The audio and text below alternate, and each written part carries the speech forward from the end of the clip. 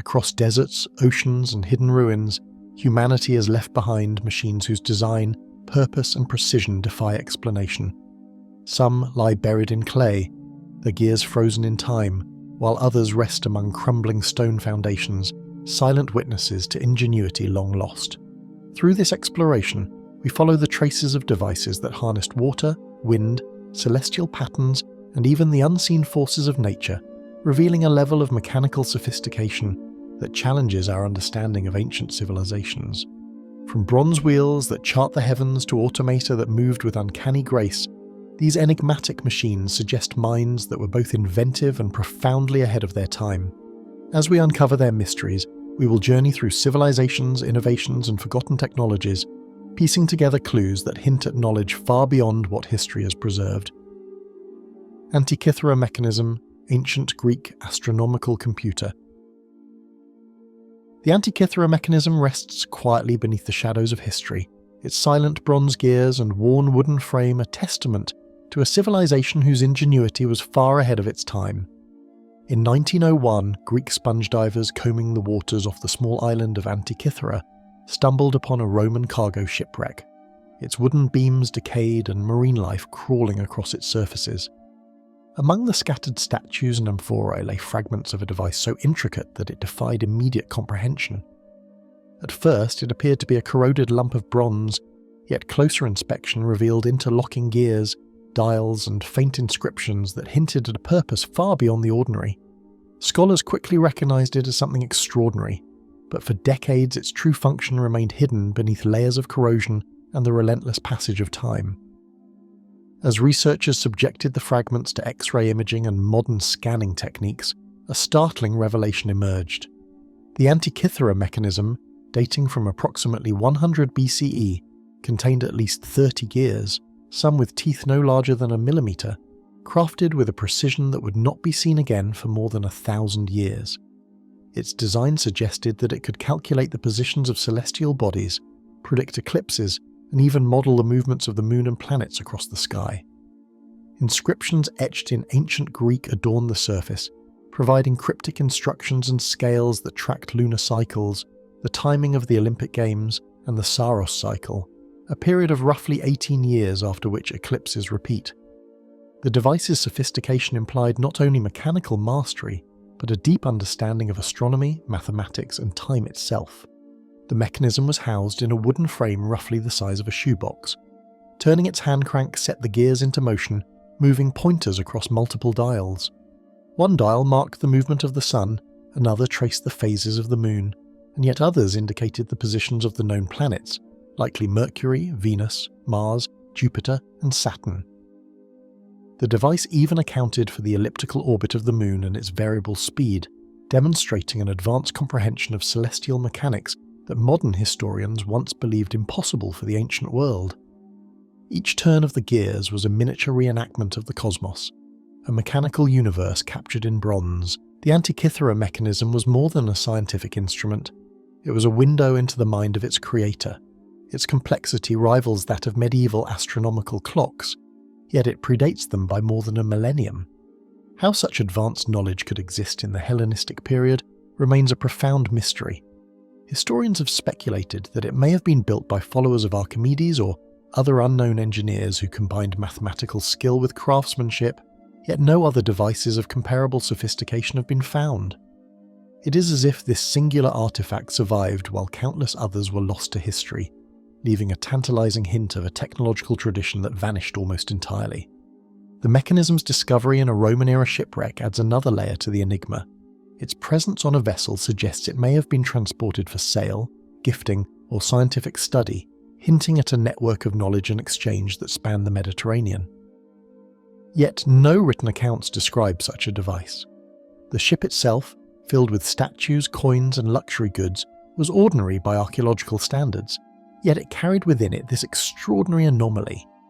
Scholars have pondered whether the mechanism was a one-of-a-kind creation, the pinnacle of Hellenistic ingenuity, or part of a broader, now-lost tradition of mechanical astronomy. Every aspect of the Antikythera Mechanism invites questions.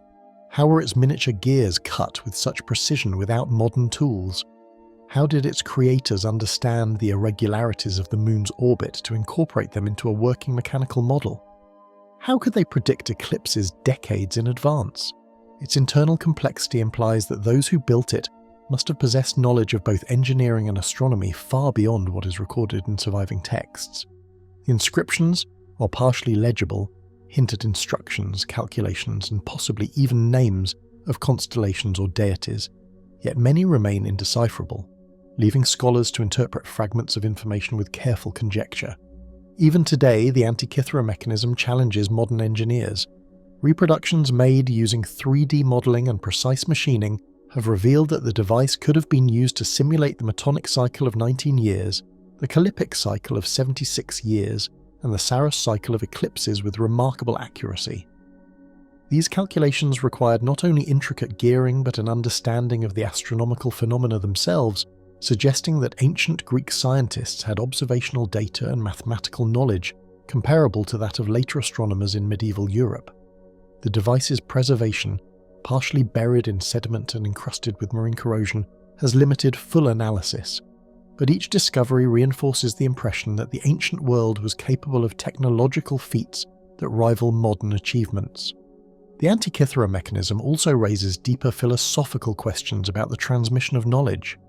Its sophistication implies that Hellenistic society may have lost an entire branch of technology.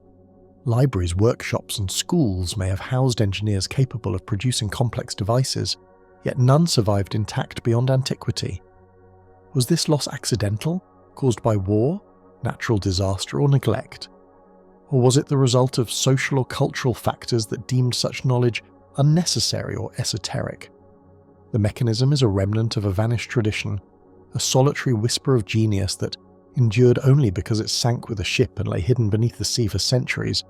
Visitors to the National Archaeological Museum in Athens, where the mechanism now resides, can view its fragments under protective glass. Even in this preserved state, the device exerts a quiet, haunting presence. Scholars linger over its dials and inscriptions, imagining the hands of the ancient engineer who designed it, calibrating each gear to align perfectly with the cycles of the heavens. The Antikythera Mechanism is not merely an artifact, it is a mystery that bridges time, a mechanical voice from a lost world, whispering its secrets to anyone patient enough to listen. Modern science continues to probe its secrets. Researchers employ high-resolution imaging, computer modelling, and mechanical reconstruction to unlock every possible function. Each revelation demonstrates the extraordinary capabilities of its creators and reminds us how little of the ancient technological world survives. Every gear, pointer, and inscription carries a dual legacy, proof of mastery and an enduring enigma. Despite decades of study, questions remain. Could other such devices exist, awaiting discovery? Were there workshops where engineers produced entire fleets of astronomical computers, now erased by time? The Antikythera Mechanism stands alone as a monument to lost ingenuity, yet it also hints at a world of ancient science that modern humanity has only begun to comprehend. Beneath its corroded surface and silent gears lies a puzzle that has eluded the brightest minds for more than a century. Baghdad Battery, ancient electrochemical device. In the dusty corridors of a Baghdad museum, a small clay jar sits silently, its purpose hidden beneath centuries of neglect. At first glance, it appears unremarkable, a cylindrical vessel no taller than a modern cup, its surface cracked and worn by time. Yet this modest artifact, unearthed in 1936 near the ancient ruins of Kujut Rabu, holds a mystery that has baffled archaeologists, chemists, and historians for nearly a century. Alongside pottery shards, clay tablets, and fragments of everyday life, the jar emerged from the soil like a whisper of knowledge long thought lost, its true function concealed beneath layers of history and dust. Encased within the jar, a slender iron rod is suspended in the center of a copper cylinder, sealed tightly with bitumen, creating an arrangement that bears an uncanny resemblance to a modern galvanic cell. Scholars have speculated that when filled with an acidic liquid, vinegar, lemon juice, or fermented grape juice, this simple setup could generate a small electric current. Laboratory experiments have confirmed that such a combination produces voltage, though not enough to power a lamp continuously, yet sufficient for electroplating or other modest chemical reactions. The jar's interior, corroded and fragile, hints at careful craftsmanship, suggesting that its creators had a functional understanding of chemical interactions, even if its purpose remains uncertain. Around 200 BCE, empires thrived along the banks of the Tigris and Euphrates, cities alive with trade, scholarship, and experimentation. It was an era when science, craft, and ritual often intersected, and knowledge could be both practical and ceremonial. Within this context, the Baghdad Battery emerges as a tantalizing enigma. Could it have been used to electroplate precious metals onto jewelry or small religious icons, as some suggest? Or was it intended for purely experimental purposes, a tool of curiosity wielded by a forgotten inventor? The scarcity of similar finds leaves the question unresolved, magnifying the artifact's aura of mystery. Excavations near the find site revealed that the jar was discovered alongside other artifacts of daily and ceremonial life, including small metal tools, pottery fragments, and ritual objects, suggesting it may have been part of a workshop or temple context rather than ordinary household use. Its proximity to these items hints at a culture of experimentation, where artisans and priests alike may have combined observation, ritual, and practical application, blurring the lines between science and mysticism. Some researchers propose that the device could have been used to electroplate amulets or sacred symbols, creating objects imbued with both aesthetic and symbolic power, a fusion of craftsmanship and unseen energy. Modern scientists have attempted to coax electricity from these ancient components, building replicas and filling them with acidic solutions to measure the current produced. Experiments indicate that even a single jar could deliver a voltage of roughly 1 volt, and connecting multiple jars in series could produce enough energy to electroplate thin layers of gold or silver. Yet there is no direct evidence, no remnants of electroplated objects from the period, no writings describing electrical processes that confirms the battery's intended use. This gap between possibility and evidence deepens the artifact's intrigue, leaving researchers to balance between the plausible and the speculative. Scholars remain divided. Some dismiss the battery as a mundane storage vessel, designed perhaps to hold scrolls, oils, or medicinal compounds. Others insist that its precise arrangement of metals and insulating materials points to intentional design with a functional purpose. This debate underscores a broader question about the ingenuity of ancient civilizations. Were such devices the product of advanced practical knowledge, or do they reflect a coincidental assembly of materials whose meaning is now lost? Every angle considered seems to reveal both clarity and uncertainty, as if the artifact itself resists definitive interpretation. Laboratories across the world have recreated the Baghdad Battery, attempting to measure voltage, current, and potential applications. Replicas demonstrate that the jars could have been used for low-level chemical work, including electroplating decorative items or performing simple chemical experiments. Yet the absence of corroborating archaeological evidence, no wires, electrodes, or electroplated artifacts from the same era, keeps the battery shrouded in uncertainty. The experiments themselves become part of the story, a modern attempt to bridge a temporal gap with only fragments of information to guide the reconstruction. Every attempt to understand the Baghdad Battery reveals more questions than answers. Its presence in a Parthian-era context, among everyday pottery and temple artifacts, suggests that it may have been part of a broader tradition of experimentation or ritual that has been entirely lost. Did artisans and engineers of the ancient Middle East possess a knowledge of electrochemistry that vanished with their cities and workshops? Or was this a one-off device, a curious invention that failed to inspire further development? The artifact seems to straddle the line between history and imagination, a fragment of a forgotten story whispering through time. Its quiet presence challenges assumptions about ancient ingenuity, leaving a puzzle that may never be fully unraveled. Unlike monumental constructions or lavish artworks, the battery is modest in scale yet monumental in implication.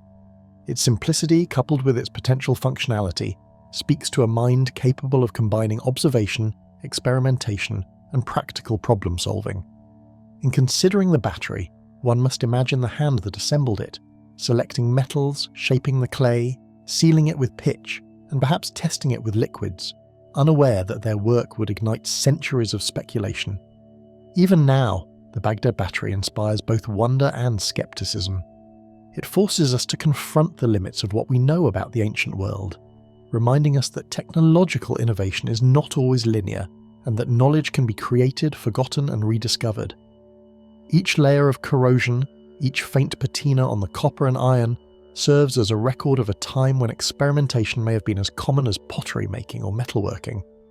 Yet the absence of contemporary documentation renders these interpretations uncertain, leaving the artifact suspended in an eternal riddle. As researchers continue to probe its secrets, using chemical analysis, imaging techniques, and historical cross-referencing, the battery resists final answers. Its unassuming appearance belies its capacity to spark intense debate across disciplines, from archaeology to chemistry to the history of technology.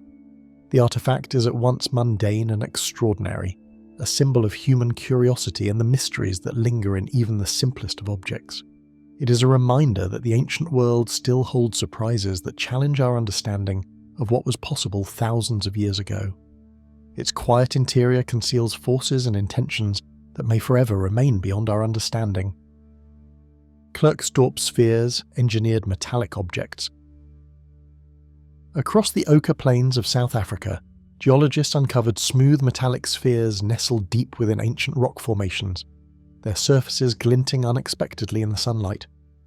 At first glance, they appeared unremarkable, yet closer inspection revealed an uncanny perfection that defied casual observation. Some measured only a few centimetres, while others spanned several inches, each exhibiting near-perfect roundness, and in certain cases, faint parallel grooves etched along their circumference. These objects, now known as the Klerksdorp Spheres, have been embedded in pyrophyllite deposits near the town of Klerksdorp, a region rich in geological history and mineral wealth, where rocks dating back over 2 billion years tell a story older than humanity itself. Each sphere presents a challenge to both natural and scientific understanding. Composed primarily of a high-density metallic alloy containing iron, nickel, and occasionally other trace elements, they possess a uniformity that is astonishing given their apparent age. Some spheres exhibit grooves or ridges that run perpendicular to one another, reminiscent of machine-made threading or mechanical calibration. Yet no tool marks from known ancient civilizations are evident. The precision of these features has prompted speculation that they are the products of an unknown engineering process, a deliberate shaping that suggests intelligence, purpose, or technology that has since vanished from human memory. Embedded in rock formations formed billions of years ago, the sphere's presence raises immediate questions about their origin. If they are indeed artificial, how could such precise metallurgical work have existed long before the emergence of modern humans? Geologists note that the surrounding pyrophyllite formed in shallow, warm water environments during the Proterozoic era, a setting that would seemingly preclude the presence of complex machinery. Yet here, within the sediment, these perfectly rounded metallic forms appear, preserved through time in a geological record that spans eons, leaving scientists and enthusiasts to grapple with the possibility of anachronistic craftsmanship. Analyses conducted on the spheres have revealed densities higher than most naturally occurring minerals, coupled with microstructures inconsistent with simple concretion or erosion. Some spheres are almost perfectly spherical, while others display grooves at remarkably regular intervals. Early researchers speculated that they might be natural concretions, formed through chemical precipitation within layers of sediment, yet laboratory simulations of such processes fail to reproduce the uniformity, symmetry, and metallic composition observed. These investigations have forced geologists to confront the limits of their models, leaving room for debate and wonder about forces that could have shaped them.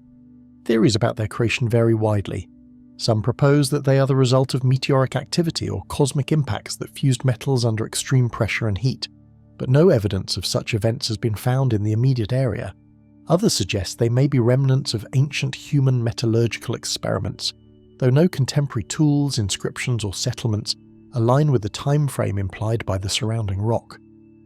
Even alternative hypotheses, invoking lost civilizations or extraterrestrial influence, circulate in both academic and popular discourse, underscoring the sphere's capacity to confound conventional explanations. Local folklore adds another layer of intrigue. Indigenous oral histories speak of stones with hidden power, objects found in the ground that could guide, warn, or confer some mysterious benefit to those who understand their secrets. While the connection between these traditions and the spheres is speculative, it emphasizes the long-standing awareness of unusual metallic objects in the region. The sphere's enigmatic nature has thus inspired both scientific inquiry and imaginative interpretation, blending observation with cultural context in ways that deepen their mystery. Laboratories today have attempted to replicate the sphere's formation using a variety of methods, including melting, casting, and chemical precipitation under controlled conditions. These experiments demonstrate that while metallic spheres can be artificially created, achieving the exact combination of shape, composition, and fine grooving found in the Klerksdorp examples remains extraordinarily difficult. Each reproduction either lacks the subtle imperfections of the originals or fails to match the metallic density, reinforcing the impression that the spheres represent either an anomalous natural process or an advanced technology lost to time. The spheres also challenge our assumptions about the history of technology. If they are artificial, they imply a level of metallurgical skill and understanding of geometry far beyond what was previously believed to exist in prehistory. Their perfection raises questions about the knowledge and tools that may have been available to unknown artisans, whether human or otherwise. Even their distribution, found scattered within a relatively small area yet in multiple sizes and designs, suggests a deliberate placement or purpose, as if they were intended for experimentation, ritual, or some functional use that has left no other trace. Despite decades of study, the Klerksdorp spheres remain suspended between natural wonder and engineered artifact.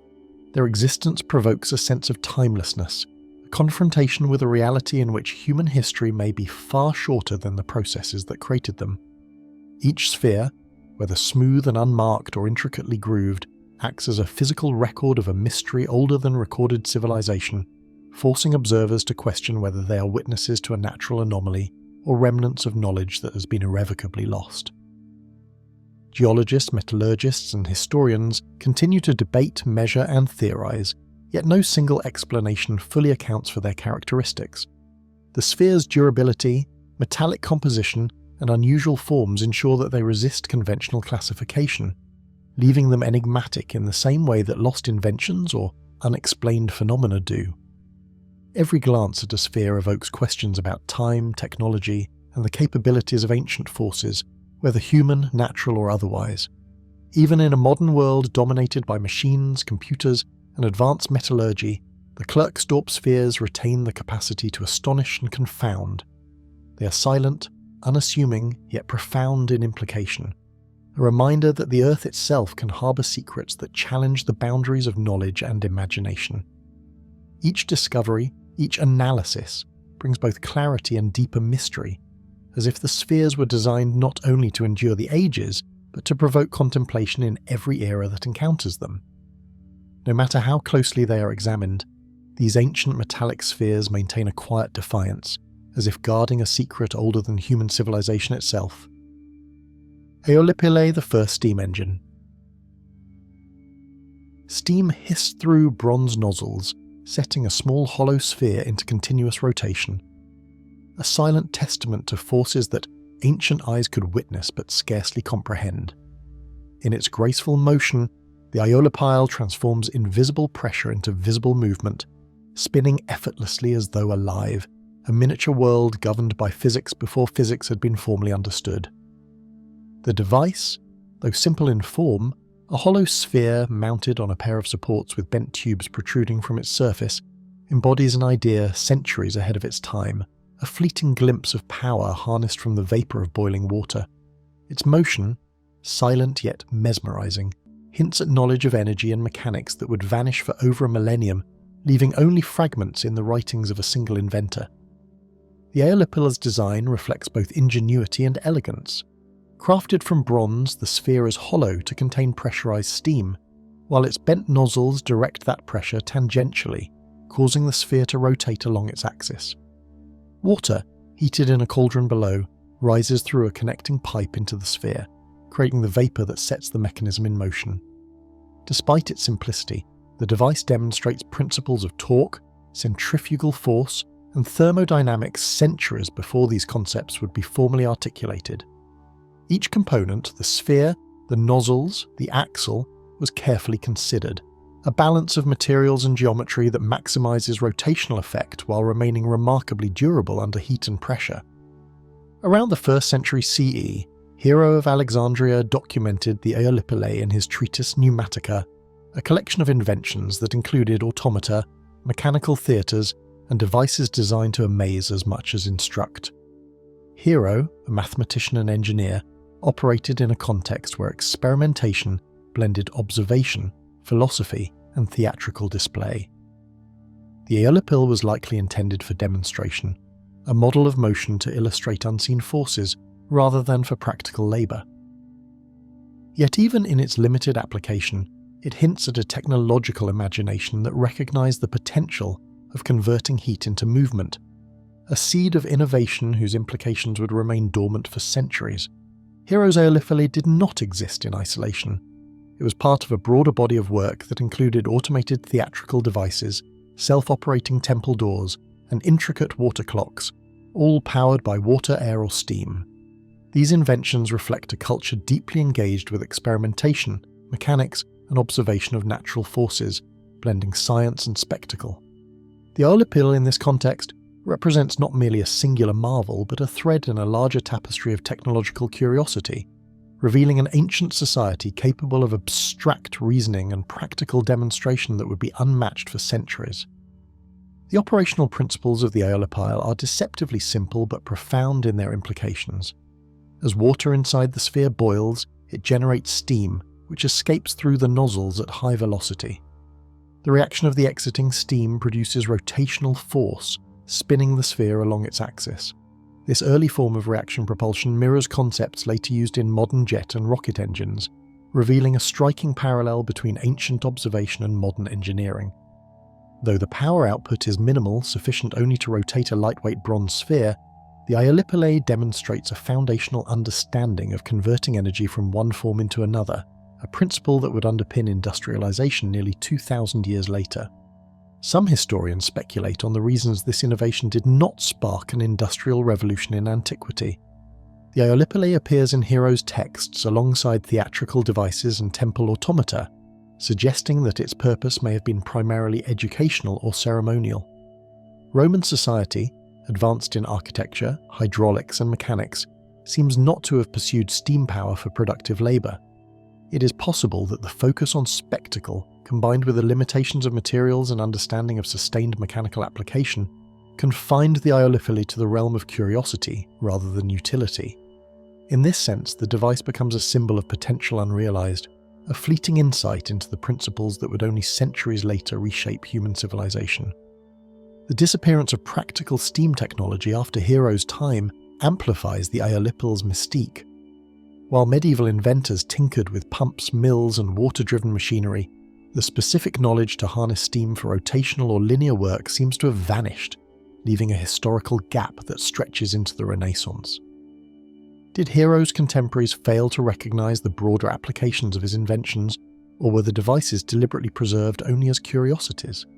The Aeolipile occupies this liminal space, at once a demonstration of sophisticated engineering and a vanished experiment whose potential would not be realized until the modern era. Rebuilding the Aeolipile in modern times provides striking confirmation of its mechanical principles. Engineers and historians have built functioning replicas, observing the same smooth rotation described in Hero's writings. Some experiments measure the torque, the angular velocity, and the efficiency of steam transfer, confirming that Hero's design operates precisely as documented, even without modern materials. These reconstructions serve not only as proof of concept, but as a bridge across time, allowing contemporary observers to witness the interplay of heat, pressure, and motion that ancient engineers first understood intuitively. The Aeolipile also serves as a reminder of the discontinuity of technological knowledge. Its principles were known, documented, and demonstrable, yet practical steam engines would not appear in Europe until the 17th century, with vastly improved materials and engineering understanding. The device stands as both inspiration and enigma, illustrating that the presence of knowledge does not guarantee its application or transmission. The brilliance of Hero and his contemporaries becomes more poignant when juxtaposed against the centuries of dormancy that followed, emphasizing the fragility of technological memory. Surrounded by modern instruments, the Aeolipile continues to inspire amazement. Its spinning bronze sphere, powered only by boiling water, reminds observers that human ingenuity has long been capable of conceptual leaps far beyond immediate necessity. It embodies a tension between understanding and application, a moment in history when the possibilities of energy conversion were glimpsed, yet unrealized. The device quietly asserts that ancient minds could manipulate forces that would later drive industrial civilization, leaving us to ponder what might have been if this knowledge had been pursued further. For all its simplicity, the Aeolipile continues to captivate. Each rotation of the sphere, each hiss of steam escaping the nozzles, evokes a sense of temporal dislocation, connecting modern observers to engineers of 2 millennia past. It is a reminder that technology is as much about imagination and experimentation as it is about practical application, and that even fleeting, ephemeral devices can leave enduring mysteries in their wake. The Aeolipile spins silently through the centuries, a testament to ingenuity that vanished before the world could harness it. Hero of Alexandria's Automata. A bronze figure bowed gracefully on its own, opening temple doors as oil and water guided hidden mechanisms, leaving ancient spectators to wonder if the gods themselves had intervened. The motion was precise, seamless, and mesmerizing, a subtle dance of engineering that appeared almost magical to those who witnessed it. In a world dominated by human effort and manual labor, these self-moving creations captured the imagination, blending artistry, ritual, and mechanical ingenuity into a single spectacle. Each automaton existed as both a marvel of construction and a riddle, demonstrating forces at work that were observable but scarcely understood, leaving a lingering question. Who or what controlled the motion? Each automaton, whether crafted of wood, bronze, or stone, relied on ingenious combinations of levers, pulleys, water pressure, and counterweights, translating subtle forces into lifelike motion. Bronze cylinders could rotate smoothly, water flowing through hidden channels would lift miniature figures, and counterbalanced weights caused mechanical animals to nod, flap wings, or step forward. Even the smallest devices required careful calibration, precise ratios of pressure, weight, and leverage, revealing a sophisticated understanding of physics that far exceeds what one might expect from a culture largely remembered for philosophy and art, rather than mechanical invention. Some automata incorporated surprisingly advanced timing mechanisms, allowing multiple movements to occur in sequence without human intervention. Hero designed water clocks, rotating drums, and counterweight systems that controlled the order and pace of motion, enabling miniature figures to perform elaborate sequences for extended periods. In certain temple automata, statues would bow, gates would open, and ritual vessels would pour libations in precisely timed order, creating a performance that combined mechanical precision with dramatic effect. These sequences reveal that Hero was not merely demonstrating isolated principles of mechanics, but was experimenting with early forms of programmable movement, a concept that would not reappear in practical engineering until centuries later. In the bustling streets and workshops of Alexandria, Hero of Alexandria compiled a collection of inventions that blended mathematics, mechanics, and performance, reflecting a culture fascinated by both knowledge and spectacle. The city, a thriving hub of learning and experimentation, nurtured thinkers who explored optics, pneumatics, hydraulics, and mathematics, often intertwining them with theatrical presentation. Hero's automata were thus as much educational demonstrations as they were instruments of wonder, illustrating principles of cause and effect while delighting audiences who might otherwise never contemplate the hidden forces shaping the natural world. Figures and contraptions moved in imitation of life. Mechanical birds flapped wings, statues poured libations, and small theatres enacted plays entirely without human actors, each motion precise and purposeful. Temple doors would open seemingly on their own when fires were lit on altars, suggesting divine participation. Fountains would pulse rhythmically, and mechanical animals appeared to breathe and move independently. The ingenuity of these devices lay not only in the visible movement, but in the hidden principles orchestrating it. An elegant interplay of air, water, and simple mechanics that created the illusion of life and intelligence within inanimate materials. Observers, confronted with these self-moving marvels, often attributed them to magic or divine intervention, a testament to the thin line between technology and illusion in the ancient imagination. The Aeolipile and Automata were linked by the same principles of hidden force and observed effect. yet the Automata added a human and narrative dimension, bridging spectacle and science.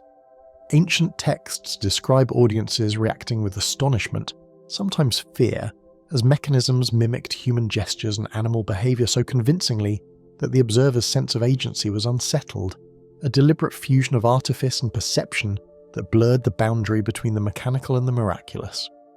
Though remarkably sophisticated, the principles behind Hero's automata did not spark continuous mechanical innovation, leaving a centuries-long gap in applied technology and engineering. While the devices demonstrated practical knowledge of forces and motion, they remained largely curiosities or tools of theatre and ritual. Their designs were not widely replicated for production or labour purposes, and the complex understanding required to maintain and scale such machines may have been inaccessible to most. As a result, these automata stand as tantalising glimpses into lost expertise, moments when ancient engineers glimpsed a technological future that would only fully emerge much later in human history. Archaeological evidence and historical records suggest that automata were not confined to Hero's workshop. Similar devices may have been installed in private homes, temples and royal courts across the Hellenistic world, designed to entertain, impress, or convey religious significance.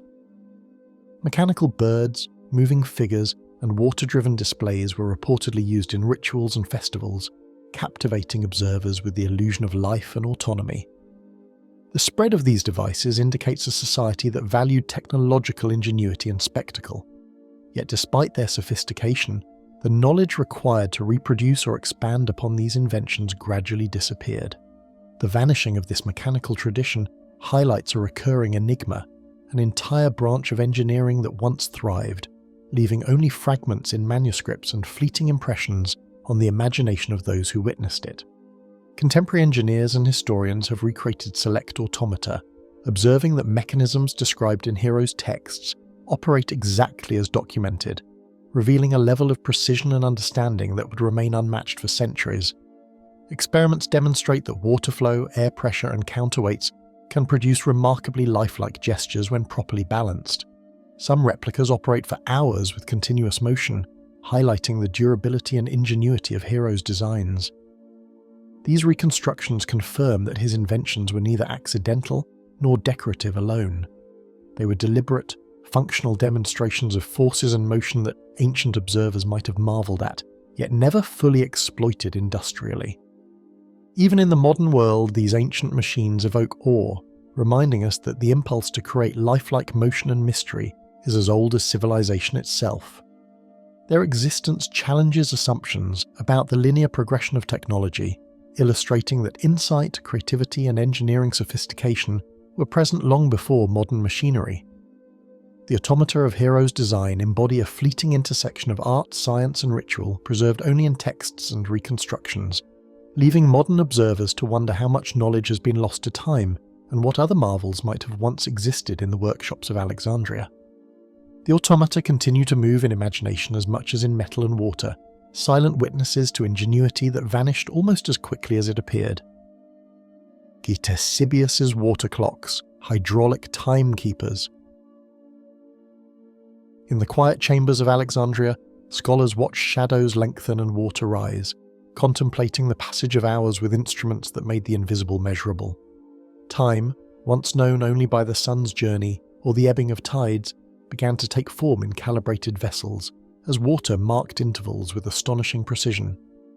Ctesibius, a master engineer of the 3rd century BCE, transformed the imperceptible into the tangible, designing machines that not only divided the day, but also regulated ritual, governance, and scientific inquiry. Each carefully crafted clock became a silent witness to human ingenuity, translating the flow of water into comprehension, order, and awe. Ctesibius clocks were intricate constructs of bronze, glass, and wood, incorporating floats, siphons, and counterweights that maintained remarkably consistent flow, even under varying conditions.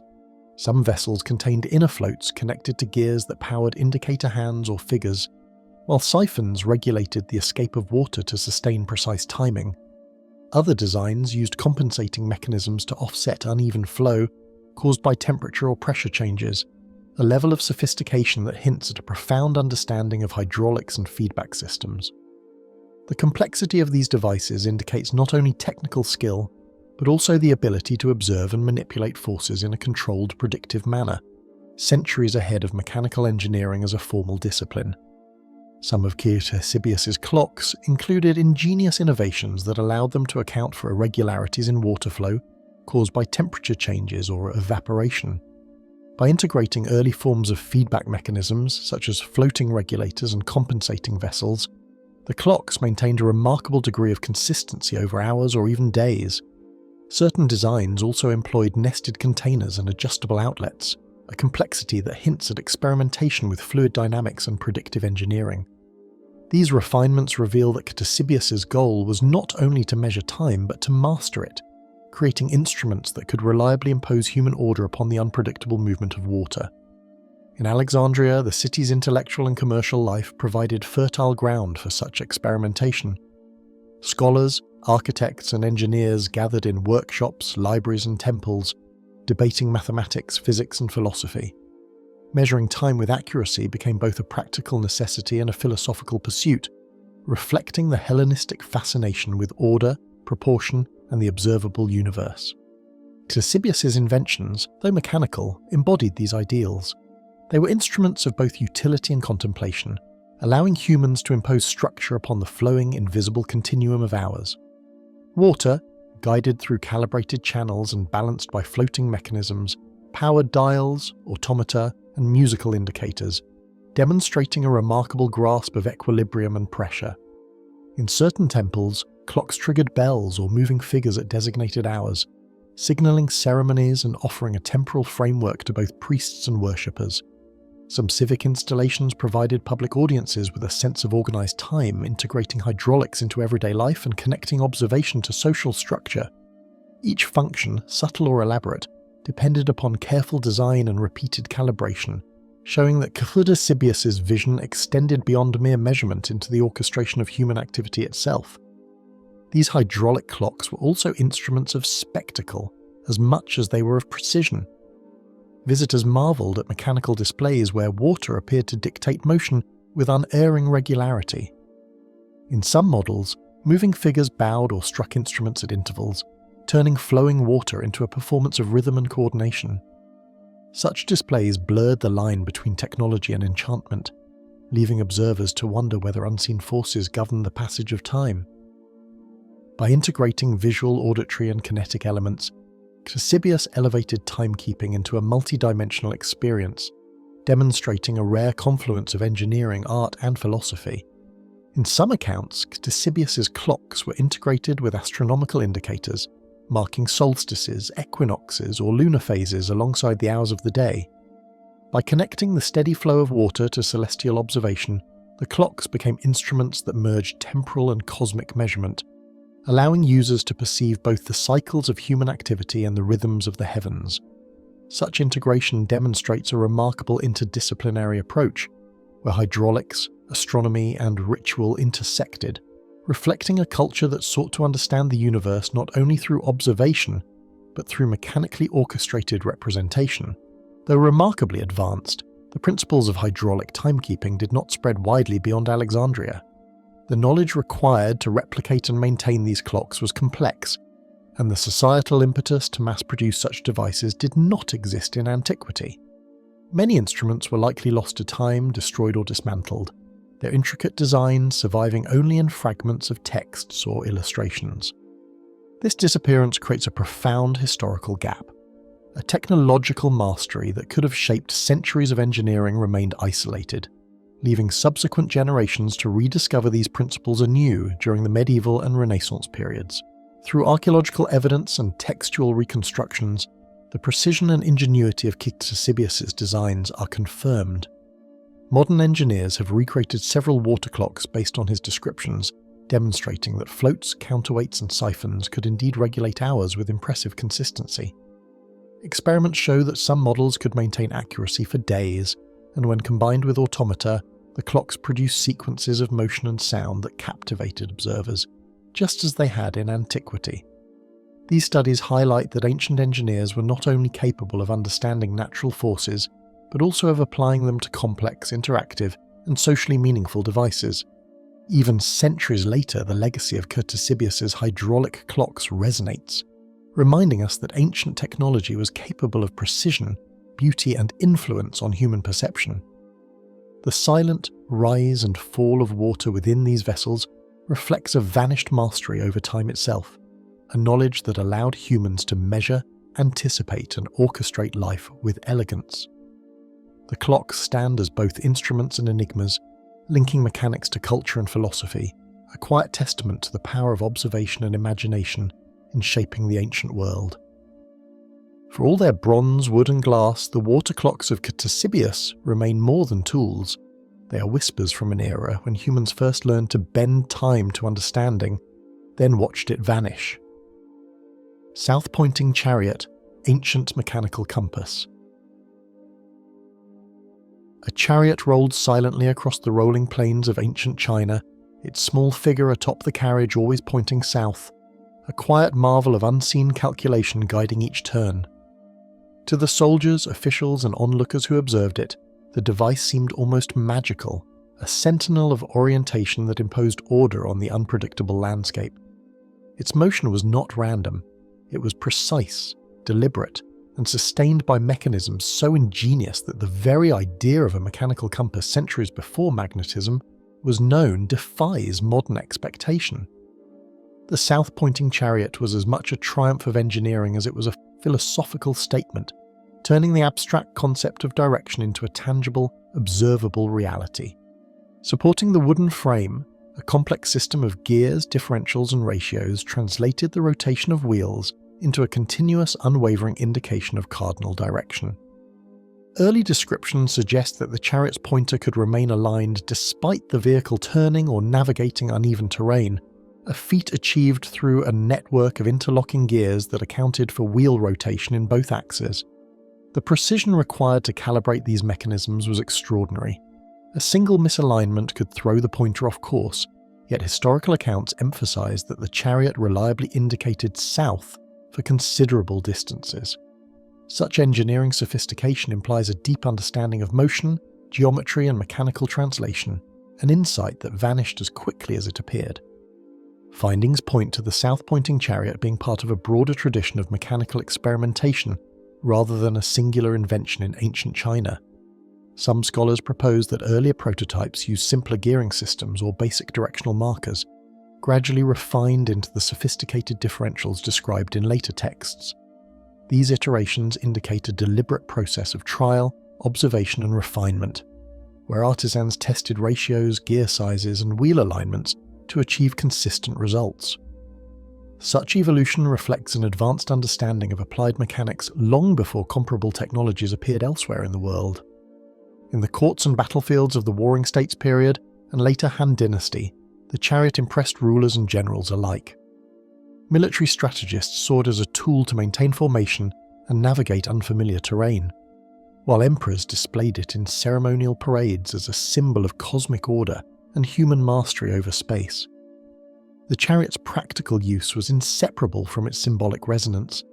It represented the ability to align the earthly with the celestial, to impose structure on chaos, and to assert control over territory both literal and conceptual. In a culture where ritual, governance, and philosophy intertwined, the south-pointing chariot became a visual and functional testament to ingenuity and authority.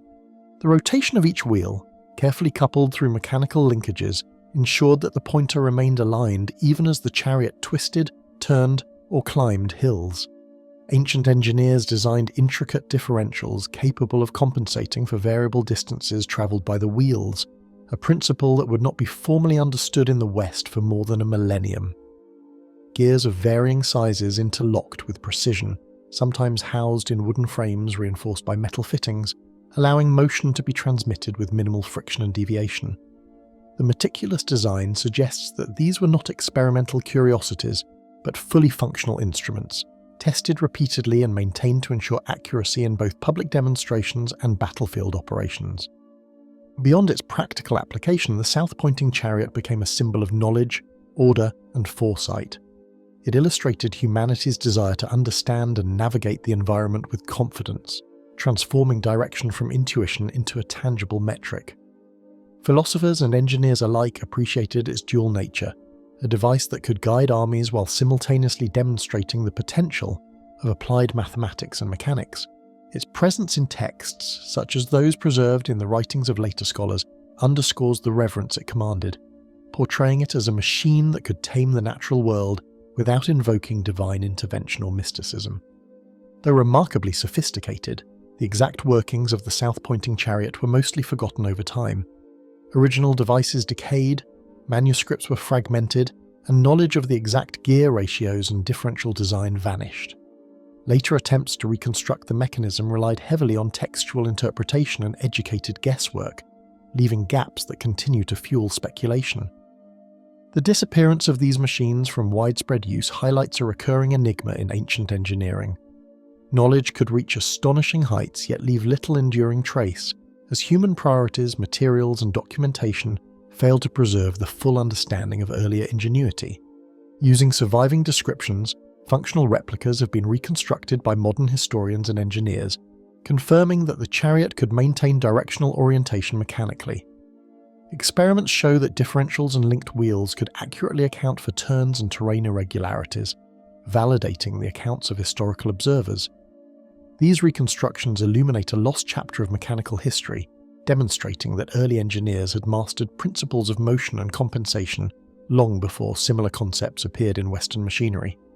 Even in a modern context, the elegance and precision of the design evoke astonishment, revealing a level of mechanical imagination that seems almost out of place in a world without standardized bearings or precision metalworking.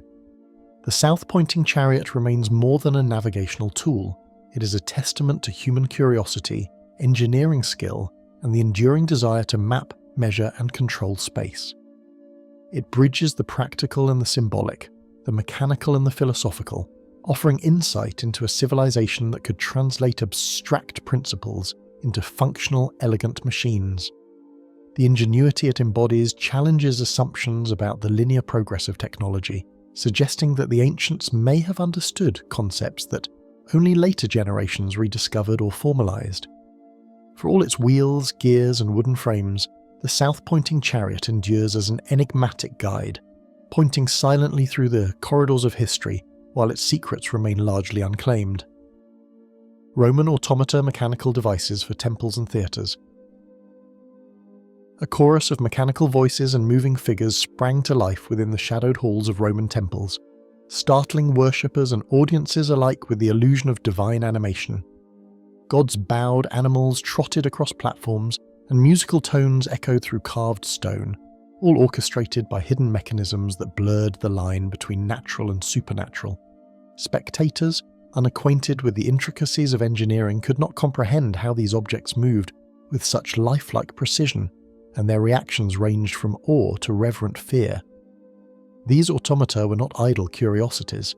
They were instruments designed to communicate power, sacredness, and spectacle, embedding engineering within the very fabric of Roman cultural experience. Behind panels of carved wood and bronze, concealed gears, pulleys, and counterweights orchestrated motion with remarkable precision. Some devices relied on hydraulic systems to lift or rotate figures, while others employed intricate sequences of cams and levers to animate multiple components simultaneously. Springs and weights regulated timing, allowing coordinated gestures or musical interludes to unfold without human intervention. The complexity of these constructions suggests that Roman engineers had mastered concepts of motion, force, and timing comparable to the sophistication seen in Greek predecessors, yet repurposed them for ritual, theatre, and entertainment rather than scientific observation.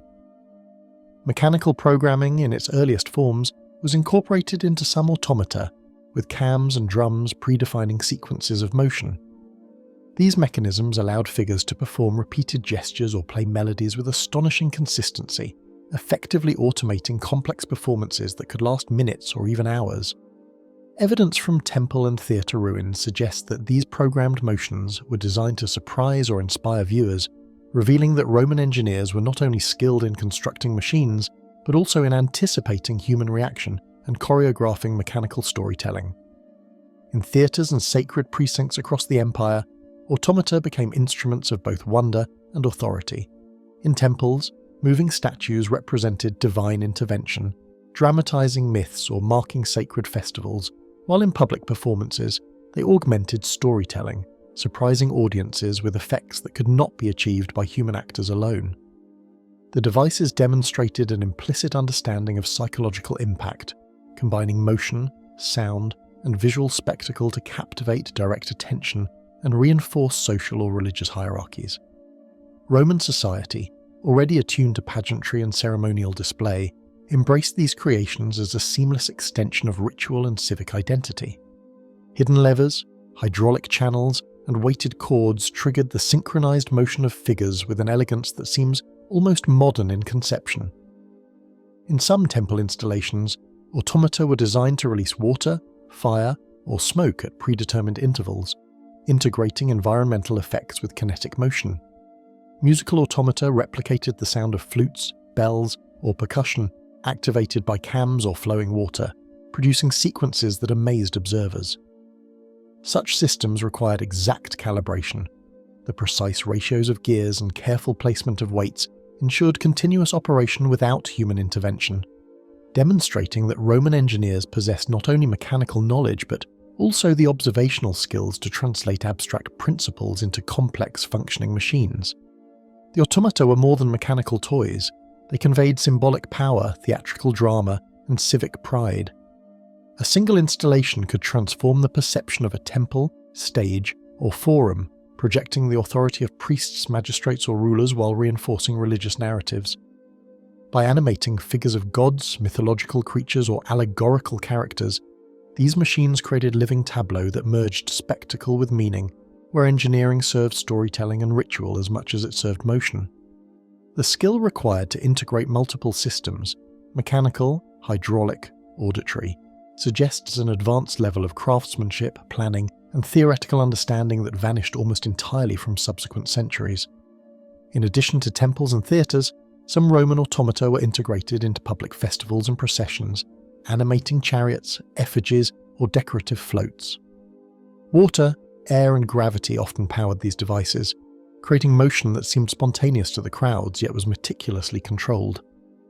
This fusion of spectacle, mechanics, and urban ritual demonstrates that automata were not isolated curiosities, but central to civic expression, blending entertainment, religion, and political messaging in ways that continue to captivate historians and engineers alike. Admired and replicated as they were, the precise construction techniques of Roman automata gradually faded from memory. Fires, decay, and the passage of empires destroyed original devices, while surviving texts are fragmented and often obscure, providing only partial insight into the sophistication of their designs. This loss mirrors a broader pattern in ancient technology. Knowledge capable of producing wonder could disappear, leaving behind only tantalizing traces, accounts of spectacle, and the lingering impression of ingenuity that defies reconstruction. Scholars and engineers must rely on inference, trial and error, and painstaking reconstruction to glimpse the operational principles of these vanished marvels. Functional reconstructions of Roman automata demonstrate that they could perform sequences with remarkable realism, validating descriptions from historical observers. By combining hydraulic lift, weighted levers, and timed gear assemblies, engineers today have recreated moving statues, musical figures, and miniature theatrical scenes that operate as the Romans described. These experiments reveal not only that the ancient designs were feasible, but also that they achieved a level of coordination and subtlety that continues to astonish contemporary audiences. They confirm that Roman automata were functional machines, not mere artistic imagination, and that the ancients had achieved a sophisticated integration of mechanics, performance, and social influence. Even centuries later, the echoes of Roman automata linger in the imagination. Machines that once danced, sang, and astonished entire audiences. They occupy a space between engineering and theatre, utility and ritual, revealing a civilization capable of extraordinary mechanical ingenuity applied to cultural spectacle. Their disappearance leaves a dual mystery: how such sophisticated mechanisms were conceived and executed, and why their knowledge vanished so thoroughly, leaving behind only fragments, text, and the haunting notion of motion frozen in memory. The gears no longer turn, the figures no longer move, yet the ingenuity of Roman automata lingers, an invisible performance that continues to challenge what we thought possible in antiquity. Archimedes' Planetarium mechanical model of the solar system. Archimedes created a machine that attempted to model the heavens, translating the movement of planets into rotating gears and interlocking mechanisms. Ancient sources describe a device that could replicate the motions of the sun, moon, and known planets, capturing the cyclical patterns that governed the night sky. This was no mere ornamental device. It was a mechanical synthesis of mathematics, astronomy, and engineering, capable of demonstrating celestial phenomena with a precision that astonishes modern scholars. Its purpose was both practical and philosophical, revealing the structure of the cosmos and hinting at an underlying order that human ingenuity could uncover and manipulate. Within the wooden and bronze framework, interdependent wheels and precise ratios captured the cyclical motion of the known celestial bodies. The gears were carefully calibrated to reflect the relative periods of revolution, incorporating corrections for synodic and sidereal cycles as understood by Hellenistic astronomers. Some accounts suggest that the mechanism included representations of the zodiac, enabling observers to trace the movement of stars and planets against the backdrop of the ecliptic. The craftsmanship implied by such a device indicates a profound understanding of rotational mechanics, ratios, and the translation of abstract numerical relationships into tangible, observable movement. Ancient accounts suggest that some components of the planetarium may have been adjustable, allowing scholars to simulate not only the regular motion of planets, but also their apparent retrograde paths and variations in speed. This level of adaptability would have required intricate design, anticipating observational anomalies and encoding them into mechanical form. Such sophistication implies that Archimedes' creation was not merely a static model but a dynamic instrument capable of approximating real celestial behaviour, offering insight into the ancients' nuanced understanding of astronomy. In the intellectual heart of Syracuse, scholars and artisans collaborated to transform abstract mathematics into functioning devices, bridging theory and mechanical reality. Archimedes, already famed for his inventions and theoretical insights, likely drew upon a network of skilled metalworkers, mathematicians, and instrument makers to realize this planetary model. The endeavor required not only knowledge of celestial cycles, but also precision in fabrication. Bronze teeth, axles, and rotating spheres had to be cut and aligned with remarkable exactitude. The planetarium thus stood at the intersection of thought and craft, an artifact of genius whose construction demanded both theoretical foresight and technical mastery. Every rotation of the mechanism reflected careful calculation, reproducing synodic cycles and planetary alignments with a sophistication unmatched in the ancient world. The interlocking gears converted rotational input into differential motion, allowing one turning wheel to animate another in ratios that matched observed celestial patterns. Lunar and solar motion, the relative speed of Venus and Mars, and even the periodic eclipses may have been represented, giving scholars the ability to see the heavens in motion. Such precision suggests that Archimedes and his collaborators not only observed the skies but also possessed the engineering skill to translate observation into working predictive models. The planetarium was both a scientific instrument and a philosophical statement, asserting that the cosmos could be understood, measured, and anticipated by human ingenuity. For the people of Syracuse, it must have appeared miraculous, yet it was rooted entirely in reason, mathematics, and skill. The device embodied the belief that natural phenomena, no matter how complex, followed discernible patterns that could be expressed mechanically. In doing so, Archimedes' creation blurred the line between science and art, offering a vision of a universe where intellect and craftsmanship could unite to simulate the heavens themselves. The intellectual impact of the planetarium extended beyond mechanics. It influenced thinkers, philosophers, and astronomers for generations. By translating celestial patterns into tangible motion, the device bridged observation and theory, allowing users to test predictions, explore orbital relationships, and visualize complex cycles. Its very existence suggests that ancient societies were not content with abstract mathematics alone. They sought to render the universe in motion, to hold it in human-crafted hands, and to reconcile the celestial with the mechanical in ways that would echo through history. Although textual descriptions praise its precision, no original example survived, leaving scholars to reconstruct its operation through fragments, historical records, and experimentation. Writers such as Cicero and later commentators allude to its existence, yet these accounts provide only glimpses of its form and function. Without the actual mechanism, historians must infer the interconnections of gears, the placement of planetary spheres, and the methods of driving motion. The absence of tangible evidence transforms the planetarium into an enigma, a testament to a vanished technological achievement that continues to challenge engineers and historians trying to reconstruct its secrets.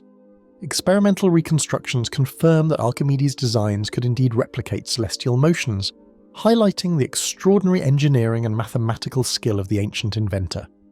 Modern models using gears, bronze spheres, and precise ratios have demonstrated the feasibility of reproducing orbital periods and synodic alignments, suggesting that the ancients were capable of mechanical representations previously thought impossible. Each successful reconstruction illuminates not only the ingenuity of Archimedes, but also the sophistication of Hellenistic science, where theoretical knowledge could be embodied in working, observable mechanisms long before the Industrial Age. To this day, the planetarium remains a symbol of vanished knowledge, a mechanical window into a cosmos that once moved under human command. It is a reminder that centuries can erase the tools of brilliance, leaving only fragments and descriptions, yet the ingenuity they represent continues to inspire. The machine invites speculation about what other mechanical marvels may have existed, now lost to time, hinting at an age when humans first began to translate the heavens into gears and levers, a vanished mastery that challenges the imagination. Even as the centuries have swallowed the original device, Archimedes' planetarium persists as a silent testament to human ingenuity, a machine that once held the heavens in motion and now only lives in the mind's eye. Greek water-powered mills, mechanical engineering marvels.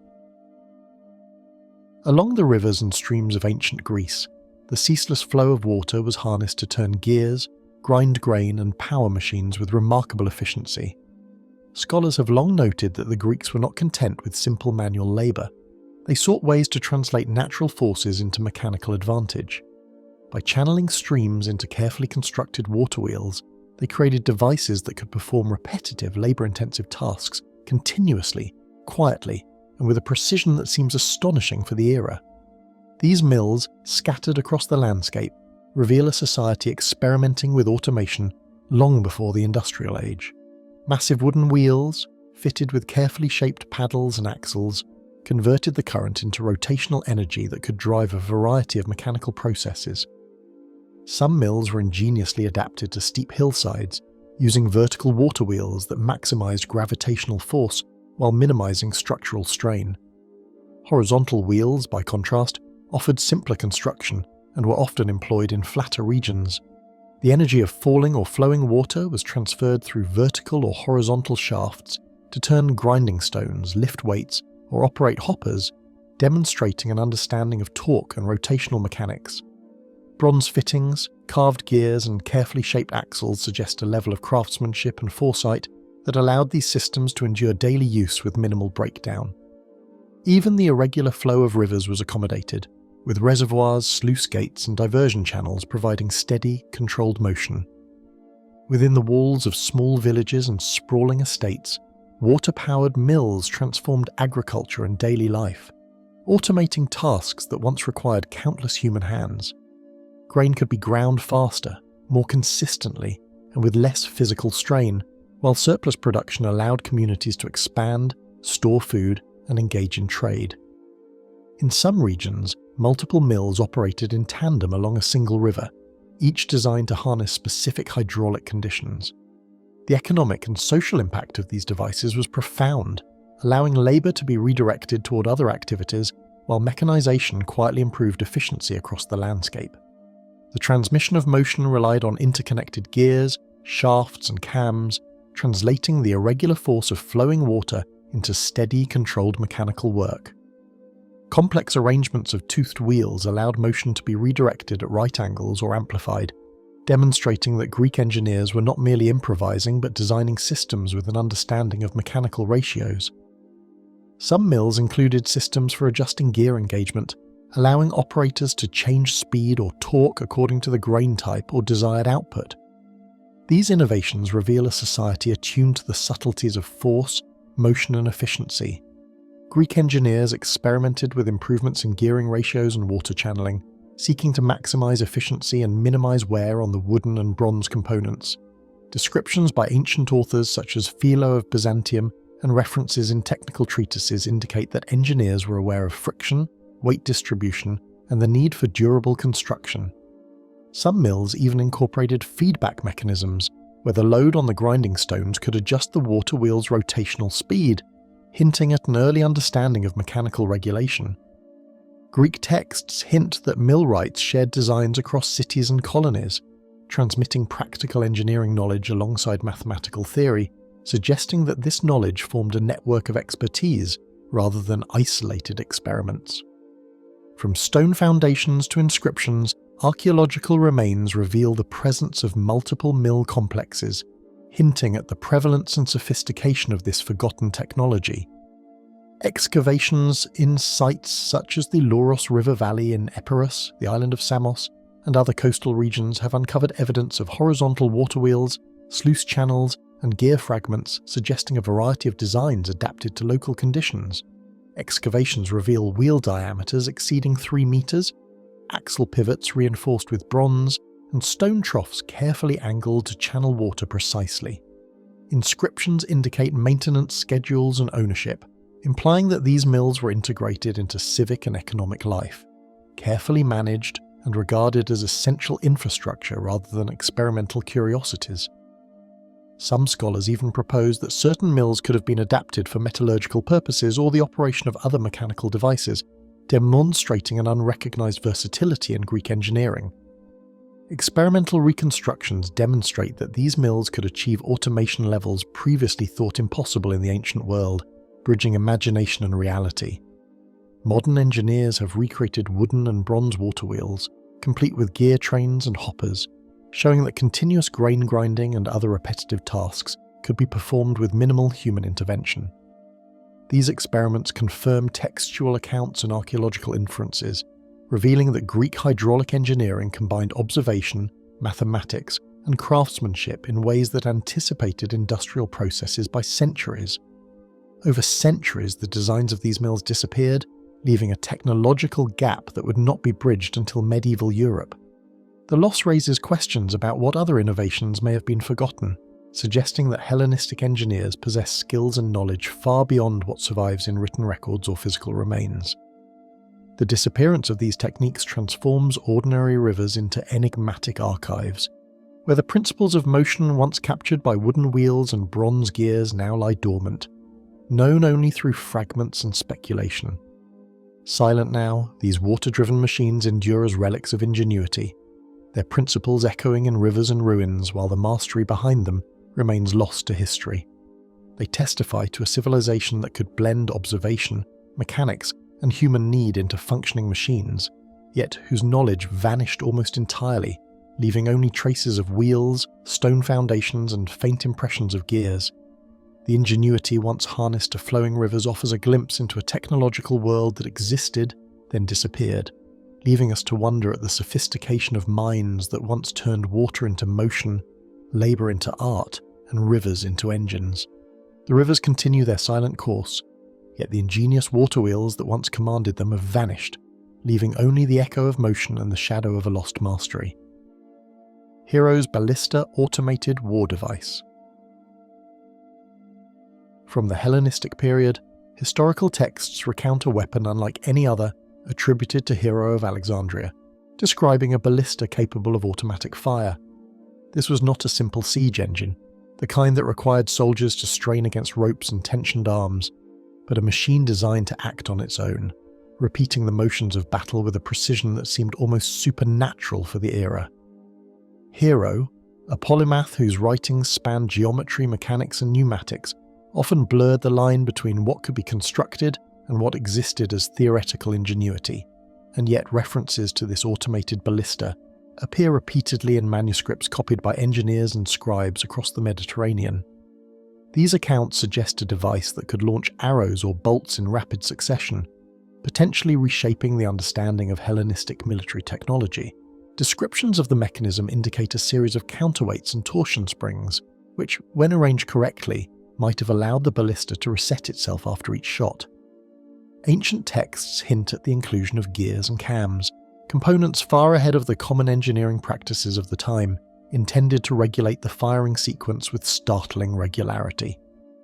Such mechanisms imply that the ballista could operate with minimal human intervention, an idea that seems to anticipate concepts more commonly associated with medieval clockwork or even industrial automata centuries later. While the specifics are sparse, Hero's own diagrams of similar mechanical devices, including coin-operated vending machines and theatrical automata, confirm that he possessed both the conceptual knowledge and technical skill to imagine such a system. What makes the Hero ballista particularly mysterious is that no physical examples have survived, leaving modern scholars to rely entirely on textual reconstruction. Archaeologists have uncovered fragments of large siege engines from the period, but none that clearly match the intricate descriptions of an automated firing mechanism. Some historians speculate that parts of the device may have been constructed from perishable materials, such as wood and leather, components that would not withstand the centuries, especially if exposed to the stresses of war. Despite this, the plausibility of Hero's invention is strengthened by his other surviving works, in which he outlines complex mechanical solutions to problems ranging from water movement to theatrical effects, all demonstrating an understanding of force, motion, and automation that would have been revolutionary in his time.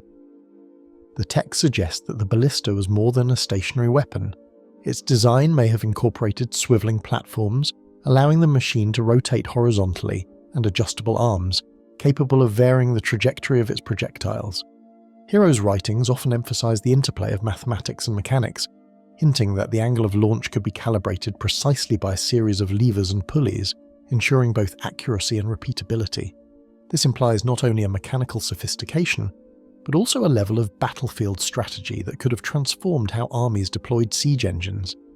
Some scholars have drawn parallels between Hero's description and the later development of repeating firearms, although these connections remain speculative. Attempts to reconstruct the ballista in modern times have produced intriguing results. Engineers have experimented with torsion-based prototypes, observing that a sequence of springs, ropes, and rotating drums can indeed replicate aspects of Hero's design. Yet, even with the advantage of contemporary materials and precise manufacturing, no recreated model has fully achieved the seamless automation implied by ancient accounts. The missing components and ambiguous references in manuscripts leave gaps that continue to spark debate. Was Hero describing a functioning prototype he had actually built? Or was he offering an intellectual exercise to illustrate the limits of mechanical ingenuity? The absence of physical evidence makes it impossible to answer definitively. Adding to the enigma are mentions in Roman military treatises of automated siege devices, sometimes attributed to earlier Greek engineers or to unnamed inventors inspired by Hero's writings. These sources describe machines that could fire projectiles without constant human operation, though their descriptions are often vague, and historians struggle to distinguish fact from embellishment. The persistence of these reports suggests that either similar technologies were attempted in antiquity, or that Hero's ideas circulated widely enough to influence military imagination for generations. If true, it raises the question of why no surviving examples exist, and why the technology seemingly vanished, leaving a sudden gap until much later mechanical innovations emerged in the medieval period. The Hero ballista also illustrates the intersection of theory and experimentation in Hellenistic science. Hero himself emphasized demonstration, often constructing devices to illustrate principles of motion, pneumatics, and pressure. It is conceivable that the ballista existed initially as a scaled or partial prototype, intended more to demonstrate the potential of automatic machinery than to serve in actual combat. Yet the repeated references in later texts suggest that contemporaries believed in the feasibility of a fully operational weapon. Some scholars propose that the weapon's complexity and the difficulty of maintaining torsion, springs, and mechanical timing in a battlefield setting may have prevented its widespread adoption, leaving it as a tantalizing example of a technological possibility lost to time. Intriguingly, the idea of an automated war machine appears again centuries later in Byzantine accounts and Renaissance treatises, suggesting that the notion of self-operating siege engines lingered in intellectual memory. This continuity hints at a deeper historical thread, in which Hellenistic innovation directly influenced later engineers, even if the original devices themselves disappeared. The hero, Ballista, stands at the heart of this narrative, a symbol of ingenuity so advanced that its practical implementation may have exceeded the resources and durability of the era. Its design embodies both the ambition and the mystery of ancient mechanics, a bridge between the observed natural world and the human drive to impose order and repetition through technology. Interest in Hero's automated ballista reflects more than curiosity about lost military tools. It represents an enduring puzzle about the capabilities of ancient engineers. The sophistication implied in the texts challenges assumptions about the timeline of technological progress, forcing a reconsideration of what was possible in an age often underestimated by later observers. Every attempt to recreate the machine, every theoretical model and experiment, underscores the precision and creativity required to achieve automation in a period without standardized metal gears or industrial materials. The narrative of the hero Ballista reminds scholars and enthusiasts alike that the past may hold innovations that were glimpsed, partially realized, and then quietly vanished, leaving only fragments of knowledge to ignite the imagination. Long studied and endlessly debated, the hero Ballista continues to elude certainty, suggested in texts but leaving only whispers of gears and tensioned ropes. Automatic temple doors, pneumatic ancient mechanism. In the shadowed entrance of a Hellenistic temple, stone doors are said to have parted as if moved by unseen hands, captivating those who approached. Pilgrims and priests alike marvelled at the spectacle, interpreting the motion as a sign of divine intervention. Ancient texts recount the awe these mechanisms inspired, emphasizing the intersection of technology and ritual. Hero of Alexandria, whose treatises on pneumatics and mechanical devices survive in fragments and translations, claimed the doors could open automatically, powered by carefully controlled air or steam. For an observer standing in the cool colonnade, the illusion of supernatural forces at work would have been nearly complete, leaving a lasting impression that blurred the boundary between human ingenuity and divine power. Hero described chambers and hidden pipes that could manipulate air pressure to lift heavy doors, an application of principles he explored in other devices such as self-operating fountains and theatrical automata. His writing suggests that a large vessel or cylinder, once heated or pressurized, could drive pistons or bellows, transmitting force to the hinges of doors so that they swung open in response to a ritual act or even the lighting of a fire. The precision required to balance such forces with the massive weight of stone suggests a level of technical sophistication that few engineers of antiquity could replicate. Yet Hero presented it as a demonstration of known laws of mechanics and pneumatics. Scholars examining these accounts note that Hero's descriptions were rarely mere thought experiments. They were often accompanied by diagrams or instructions detailed enough to allow partial reconstruction. In the case of the temple doors, however, the text leaves much to speculation. Passages mention pressure vessels, hidden tubing, and levers, yet the scale of the mechanisms and the materials used remain unclear. Some historians argue that leather or wooden pistons, coupled with lead or bronze piping, could have conducted the air with sufficient force, while others suggest that the true mechanism may have relied on a combination of counterweights and pneumatics, a hybrid that has yet to be physically verified. Archaeological evidence provides tantalizing hints, though nothing conclusive. Certain temples in Alexandria and the surrounding regions show signs of hidden cavities and channels that could have carried air or water to manipulate stone elements. Inscriptions sometimes praise engineers who created wonders that move by no hand, a phrase that some interpret as a direct reference to automatic doors. Yet no surviving example has been unearthed intact, leaving modern reconstructions reliant on educated guesswork and scaled models.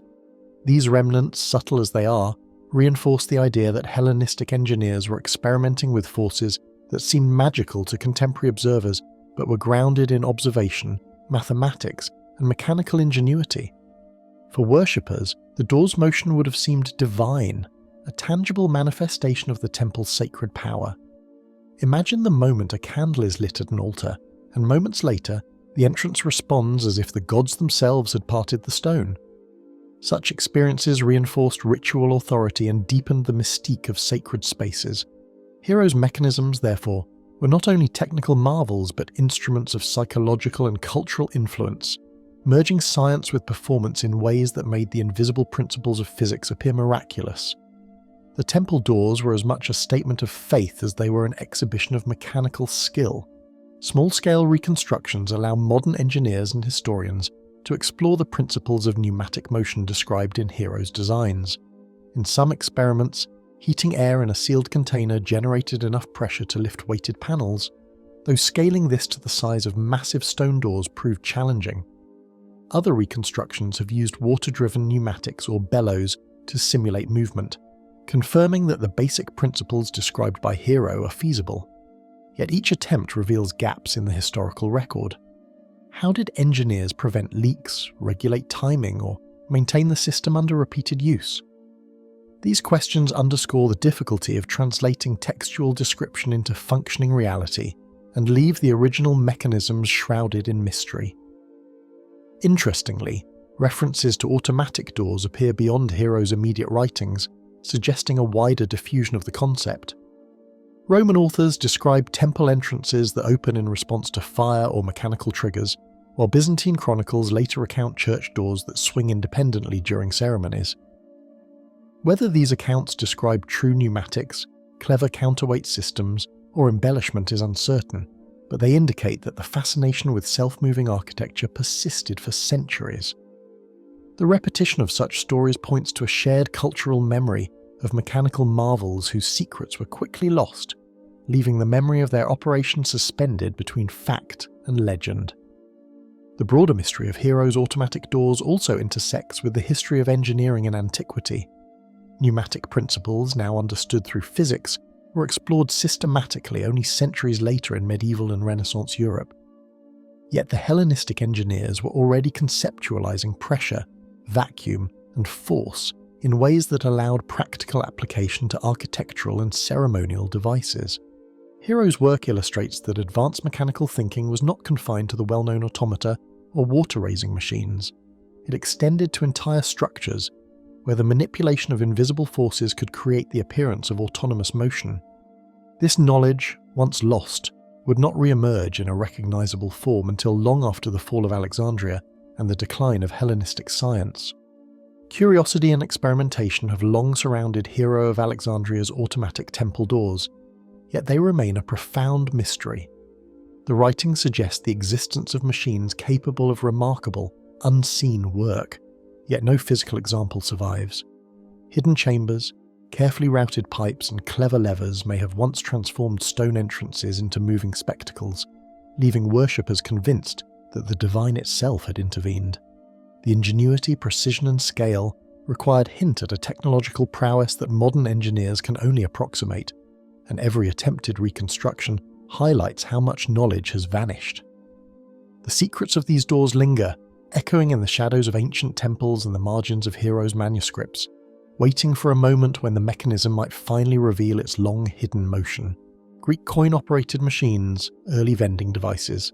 The idea that a mere coin could set a mechanism in motion seems astonishing for the Hellenistic world, yet ancient records suggest such inventions existed. Descriptions in later copies of mechanical treatises portray small, ingenious devices that dispense liquids when a token was inserted, capturing the fascination of onlookers and scholars alike. These early vending machines, often placed in temples, combined precise engineering with practical function, offering consecrated water or wine in exact measures. For those encountering them, the motion of the liquid seemed almost magical, a demonstration of unseen forces harnessed by human skill.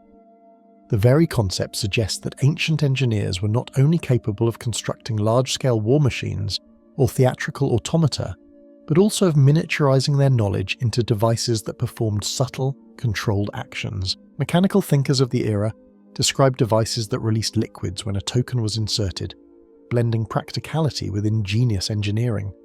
In one account, a visitor would place a small coin into a slot, which then triggered a series of levers and counterweights hidden inside a bronze casing.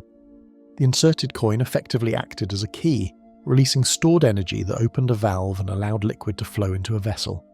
These descriptions suggest that the inventors understood both the principle of action and reaction and the careful calibration required to regulate flow and force. The simplicity of the interface, a single coin triggering a complex chain of movements, mask the sophistication of the mechanisms beneath, demonstrating a level of automation rarely associated with the period. A network of levers, sliding arms, and weighted elements converted a single coin's insertion into the precise flow of liquid, hidden from view. Ancient engineers appear to have carefully calculated the weight of the coin, the timing of the release, and the volume of liquid dispensed, ensuring both accuracy and repeatability. Heroic accounts, often cited in later Byzantine and Arabic texts, describe how water would pour into cups or small bowls without any visible human intervention. These accounts suggest that even in the absence of modern hydraulics or manufactured gears, Hellenistic inventors applied principles of pressure, gravity, and leverage to achieve remarkably controlled results. Such mechanical ingenuity would have been an extraordinary sight for anyone unfamiliar with the underlying science. Traces of bronze components and scattered inscriptions hint that these devices were real, though no complete specimens have survived to demonstrate their full operation. Archaeologists have uncovered fragments of pipes, fittings, and small metallic plates in temple precincts, occasionally inscribed with instructions or dedicatory texts. These fragments provide tantalizing evidence that the mechanisms were not purely theoretical but existed in functional form.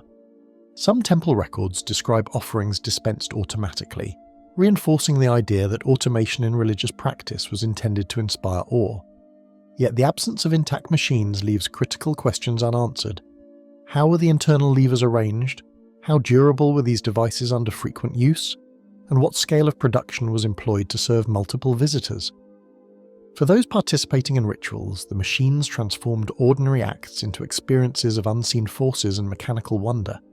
Pilgrims approaching a temple basin would witness water flowing seemingly of its own accord, creating a sensation that combined spiritual significance with astonishment at human craft. The designers understood the impact of perception, using minimal visible motion to maximize the impression of autonomy. In this way, the devices were as much about creating wonder as dispensing liquid, demonstrating that Hellenistic engineers were capable not only of practical problem-solving, but also of manipulating human perception to enhance the power of technology. Technical specialists have built small-scale replicas based on descriptions, showing that such mechanisms could function, even if replicating them consistently proved delicate. These reconstructions reveal that the principles described in the manuscripts, weighted levers, balance arms, and small valves, are sound, but also highly sensitive to variations in material and measurement. A slight difference in coin size, a minor misalignment of the lever, or a worn surface could prevent proper operation.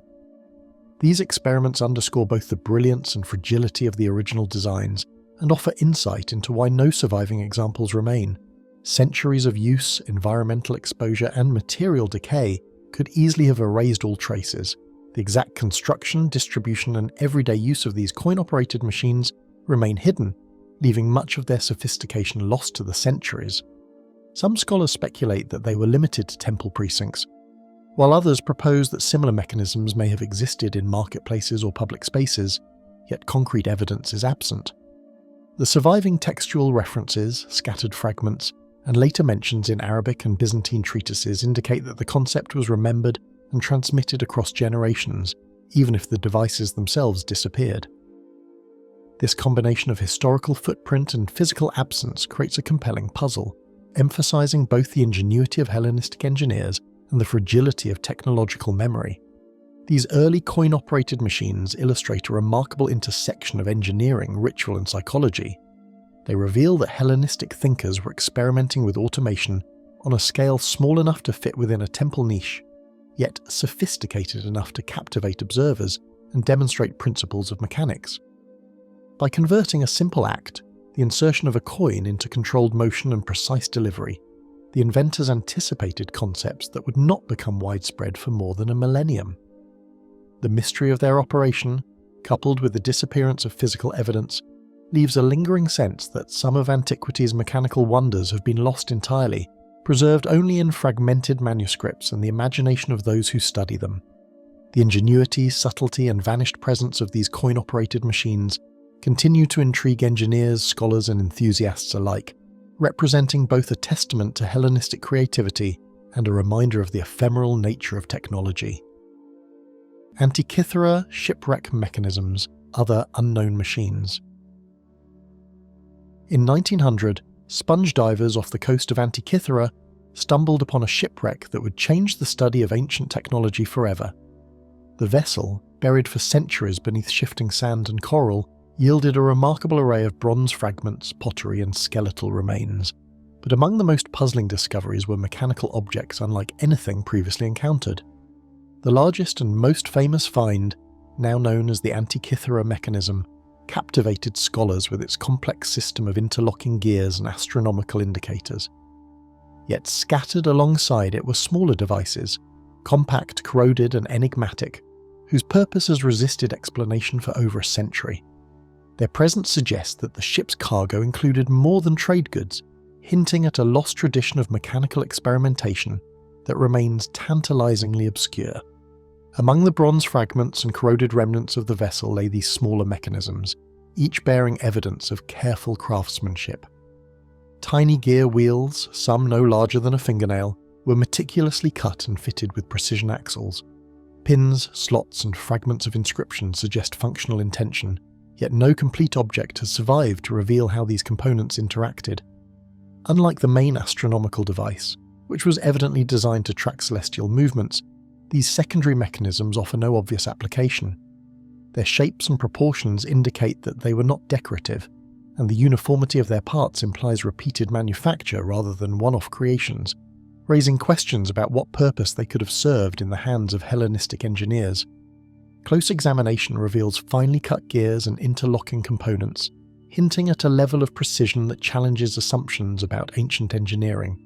Some gears display teeth carved with near-uniform spacing, while others are mounted on miniature axles that suggest rotation within a tight tolerance. Certain fragments indicate compound gearing, smaller cogs nested inside larger wheels, implying the potential for intricate motion or calculation.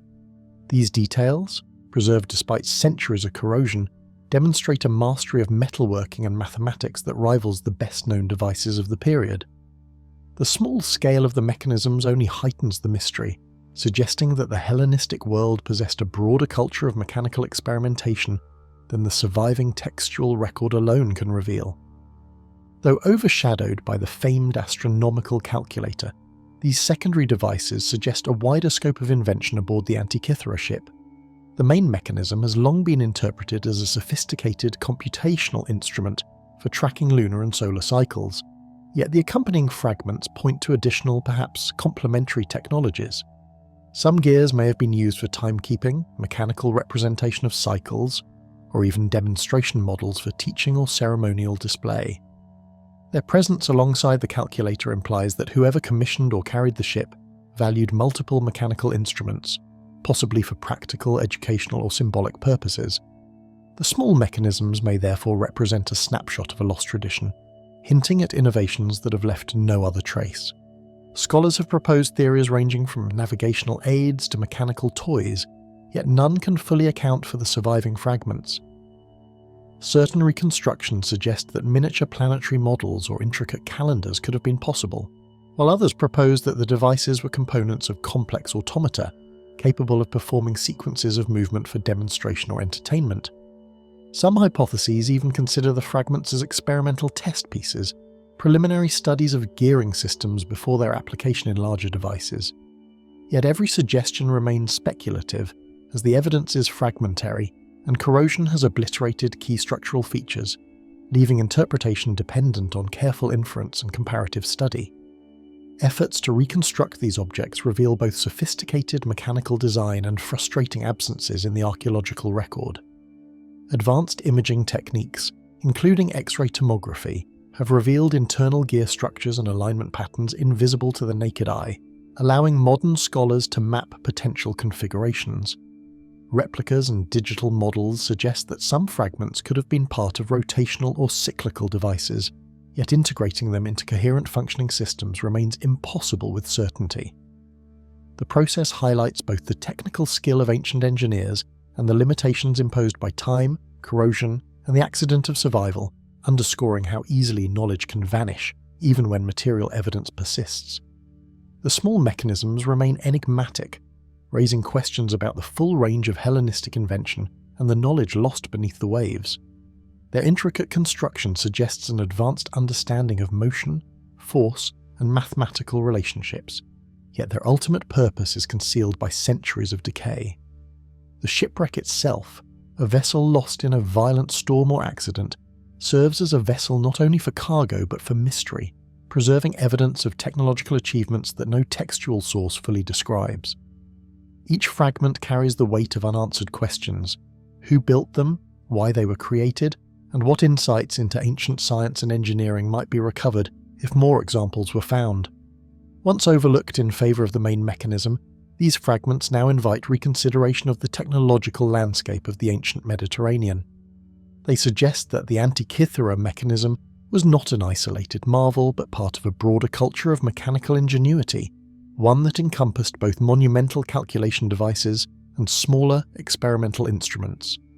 The presence of multiple unexplained mechanisms aboard a single ship hints at networks of artisans, scholars or patrons capable of envisioning and producing a range of sophisticated machinery.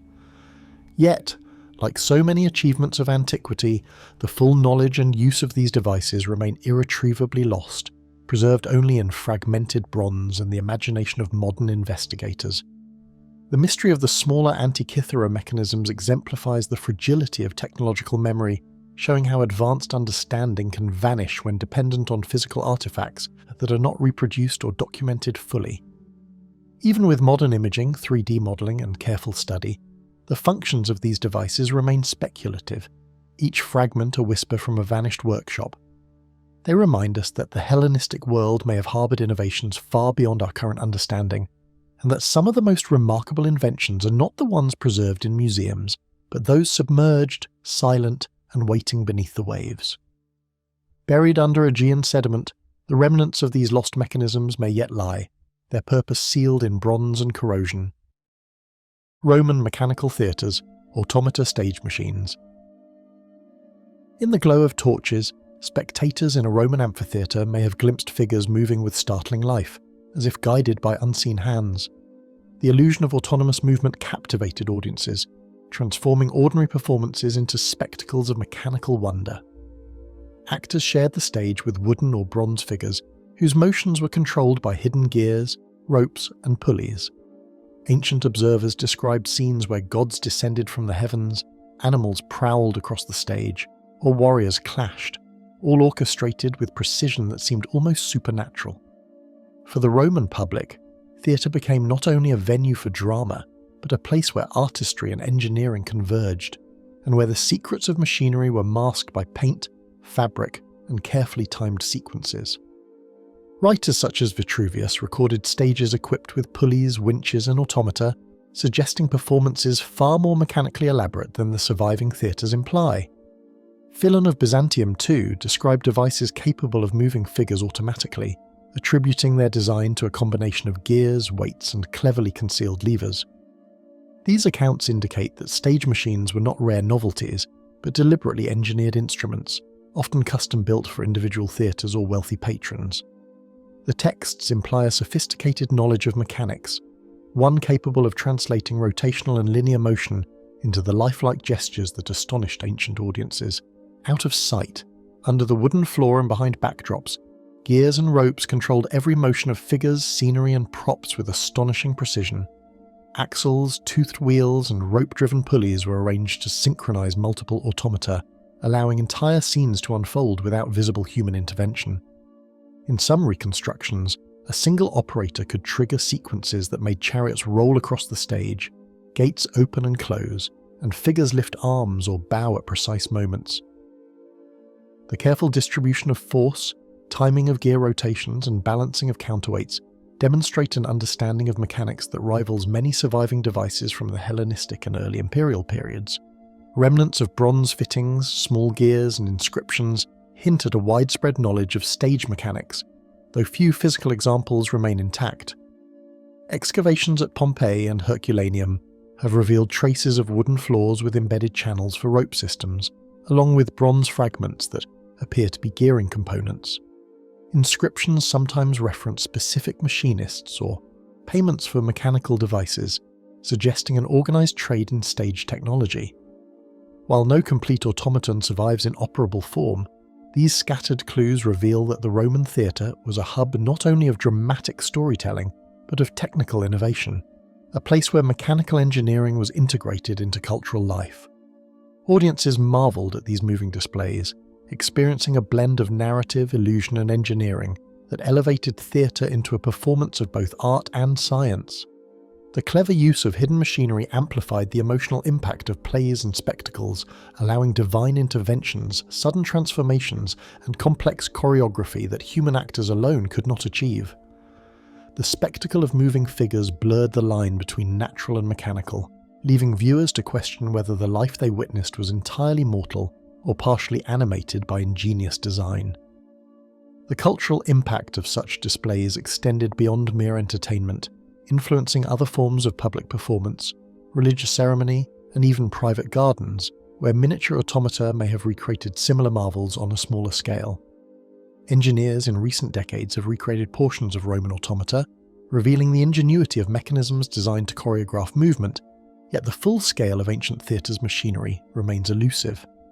Experimental reconstructions demonstrate that pulleys, cams, and geared wheels could control complex sequences with surprising reliability, reproducing some of the effects described by Vitruvius. These modern experiments also highlight the challenges faced by Roman machinists. Wooden components would wear, rope systems required frequent adjustment, and the coordination of multiple devices demanded precise planning. Despite the partial understanding afforded by reconstructions, the overall orchestration of a full-scale Roman stage with multiple automata remains largely speculative, dependent on the interpretation of texts and fragmented archaeological evidence. The precise operation, full repertoire, and complexity of these mechanical stages remain unknown, leaving only tantalizing traces of Roman ingenuity and imagination. Questions persist about the number of figures an individual theatre could animate simultaneously, the extent to which sequences were automated versus manually assisted, and whether larger theatres possessed entirely hidden machinery that has vanished without a trace. Every surviving fragment and textual description offers hints but never the complete picture, underscoring both the sophistication of Roman engineers and the ephemeral nature of their creations. These theatres remind us that human fascination with motion, illusion, and mechanical life extends deep into antiquity, leaving behind artifacts and accounts that hint at brilliance lost to time. The presence of automata in Roman theatres highlights a culture that cherished ingenuity, spectacle, and the quiet command of unseen forces. They demonstrate that Hellenistic and Roman engineers did not confine themselves to military or civic applications, but sought to bring their craft into the realm of performance, engaging human wonder and imagination. Each hidden gear, cam, and counterweight was part of a choreography of motion, orchestrated to evoke emotion, astonishment, and curiosity.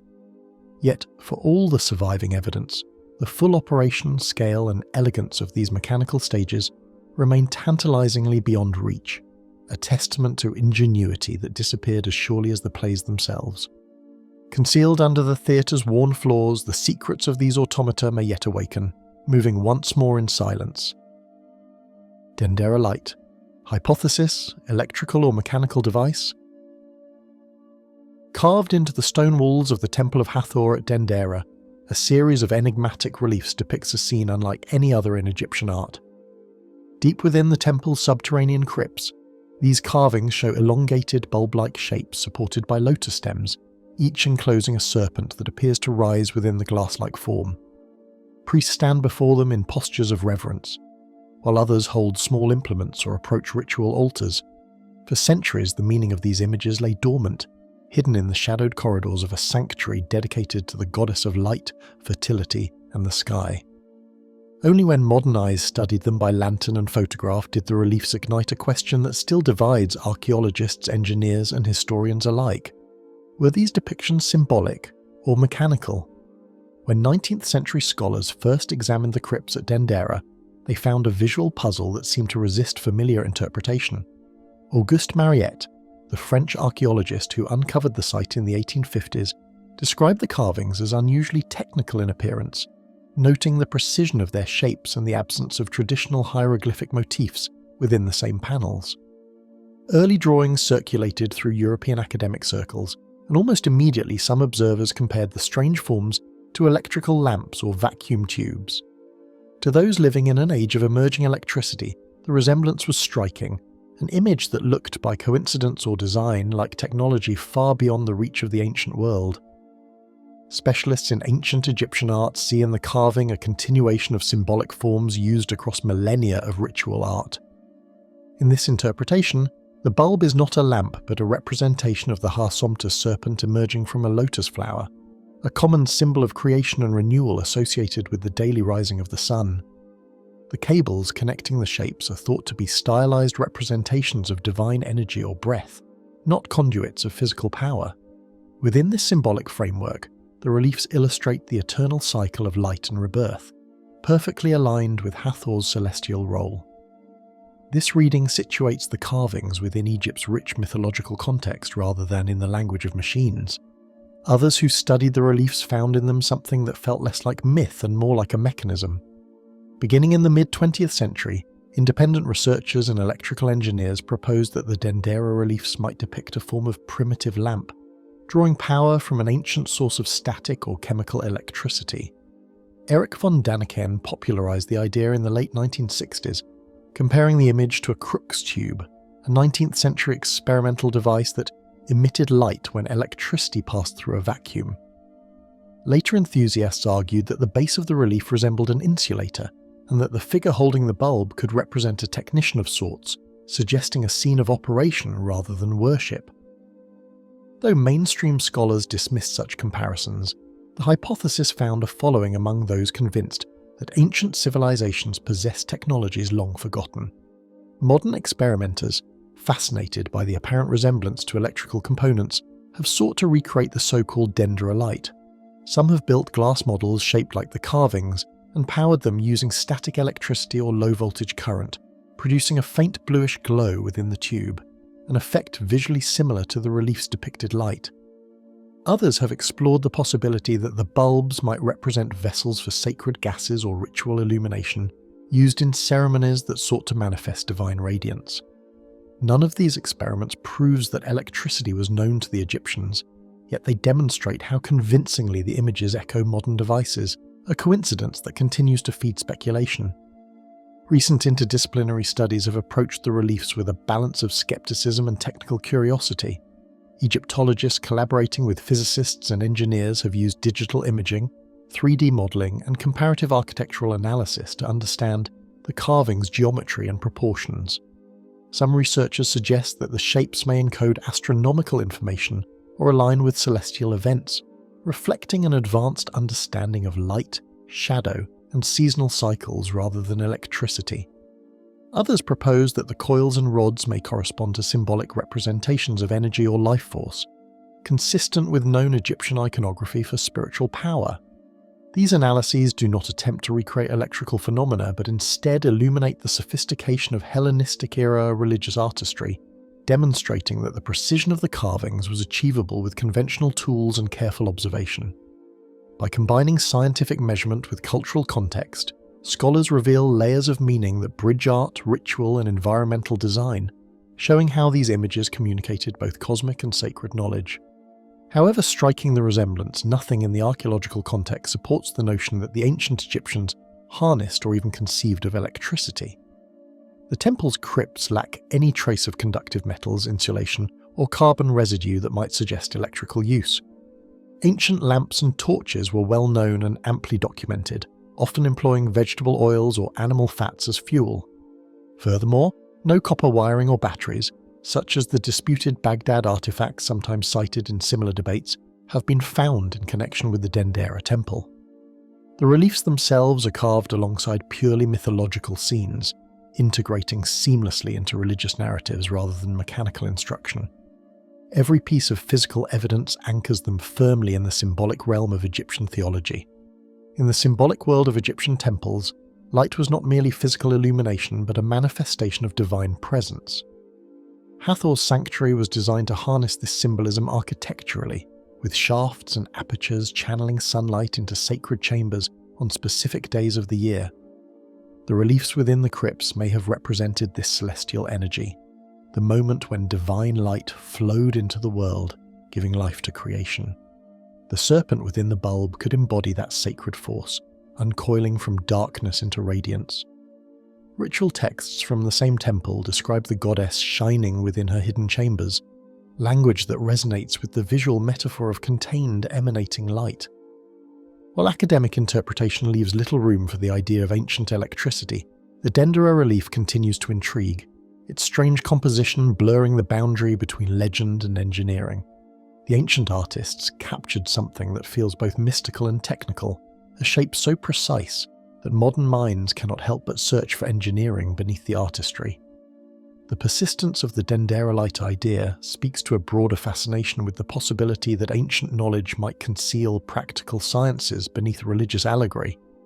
It also reveals the tendency to interpret the past through the lens of the present, seeing technology where ancient peoples may have seen only gods. What remains unresolved is why a single image continues to ignite curiosity across centuries. Perhaps it is the visual ambiguity itself, the intersection of symbolic meaning and mechanical resemblance, that gives the Dendera relief its enduring power. Every interpretation, whether orthodox or speculative, seeks to decode an image deliberately designed to communicate across worlds, the earthly and the divine, the visible and the hidden. Until new evidence emerges, the reliefs of Hathor's temple remain both artwork and riddle, their meaning suspended between faith and reason. And as light fades across the carvings of Dendera, the question still lingers, whether they captured a symbol of faith or a secret far ahead of its time. Greek Aolian harps, mechanized sound devices. Among the ruins of forgotten sanctuaries and weathered marble courtyards, there are stories of music that played without human touch, melodies said to drift through columns and stone, guided only by the wind. In ancient Greece, this phenomenon was neither myth nor miracle, but a union of art, nature and hidden mechanics. The Aeolian harp, named after Aeolus, god of the winds, was one of the earliest devices to transform natural forces into structured sound, a concept so advanced that many later thinkers questioned how such harmony could emerge from simplicity alone. Whispers of these instruments trace back to the temples where oracles once spoke and offerings were made to unseen gods. Scholars suggest that some sanctuaries contain chambers designed to amplify and channel the wind, creating tones that seem to emanate from the architecture itself. The resonant hums and ethereal chords, rising from invisible sources, may have been interpreted by worshippers as divine communication. Yet behind the spiritual awe lay a principle both scientific and deliberate: the manipulation of air and tension through carefully constructed strings, tubes, and openings that responded to pressure changes within the passing breeze. The design of an Aeolian harp relied on an intuitive grasp of physics that predates modern acoustics by millennia. Typically, the device consisted of a sound box, often made from fine wood or bronze, stretched with multiple strings of varying thickness. When wind passed over these strings, vortices formed on alternating sides, setting them into vibration. The phenomenon, now known as vortex shedding, produces frequencies directly related to the speed of the airflow and the string's dimensions. This meant that even a slight gust could evoke harmonic overtones, resulting in music that was at once random and structured, mechanical and alive. Only a few remnants attest to the existence of Aeolian instruments, their scattered fragments emerging from sites around the Mediterranean. Terracotta pipes discovered near the ruins of Delphi show signs of deliberate tuning, with bore diameters matching harmonic ratios found in later wind instruments. Ancient texts, too, give subtle hints. Writings attributed to Vitruvius and Hero of Alexandria describe how wind could animate pipes or strings, suggesting that the Greeks not only understood the acoustic effects but designed architectural spaces to harness them. In this sense, their temples were not merely places of worship, they were resonant machines. One of the most fascinating interpretations links Aeolian harps to the phenomenon known as singing walls or whispering columns. Certain structures from the Hellenistic era, such as the Temple of Apollo at Didyma and parts of the Parthenon's colonnade, display unusual acoustic behaviour when exposed to coastal winds. The cavities and grooves carved into their stone may have functioned as resonators, subtly shaping the flow of air into tonal patterns. It is possible that the Greeks embedded harmonic systems directly into their architecture, blurring the boundary between instrument and monument. The result would have been an immersive experience, a sacred dialogue between wind, stone and sound. Later legends of music from the air likely stemmed from these engineered marvels. Ancient travellers described eerie tones echoing across temple courtyards at night, when no musician could be seen. The Roman writer Aelian, in his accounts of Greek sanctuaries, mentions voices of the wind that speak softly among the columns, a phrase that has long intrigued historians. Some have speculated that the priests themselves understood the mechanisms at play, using them to reinforce the illusion of divine presence. Others argue that these sounds were unintended, the accidental byproduct of meticulous yet naturally interactive design. Their seeming simplicity concealed a refined grasp of resonance and proportion that few ancient devices achieved. The Greeks' pursuit of musical harmony was deeply tied to mathematics and cosmology. Pythagorean theory proposed that sound followed universal laws, the same that governed the motion of celestial bodies. By constructing devices that allowed the wind to play the strings according to those ratios, craftsmen and philosophers may have sought to reveal nature's hidden geometry.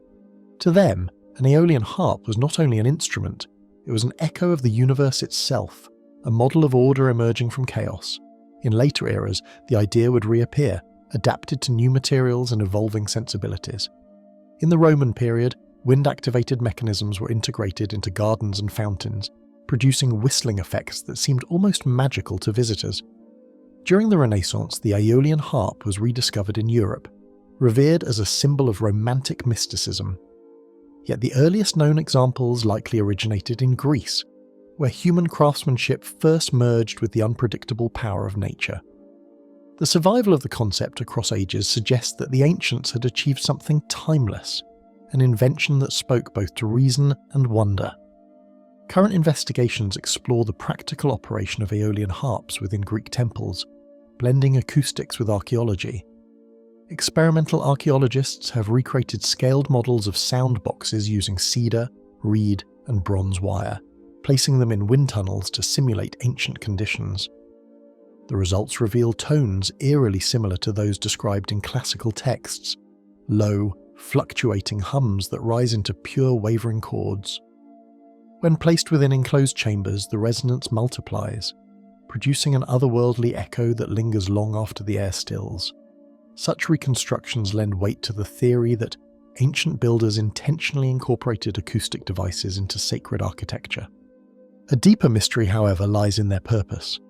Were these Aeolian instruments meant as offerings to the gods, scientific curiosities, or tools of persuasion in ritual settings? Ancient Greece often blurred the line between faith and engineering.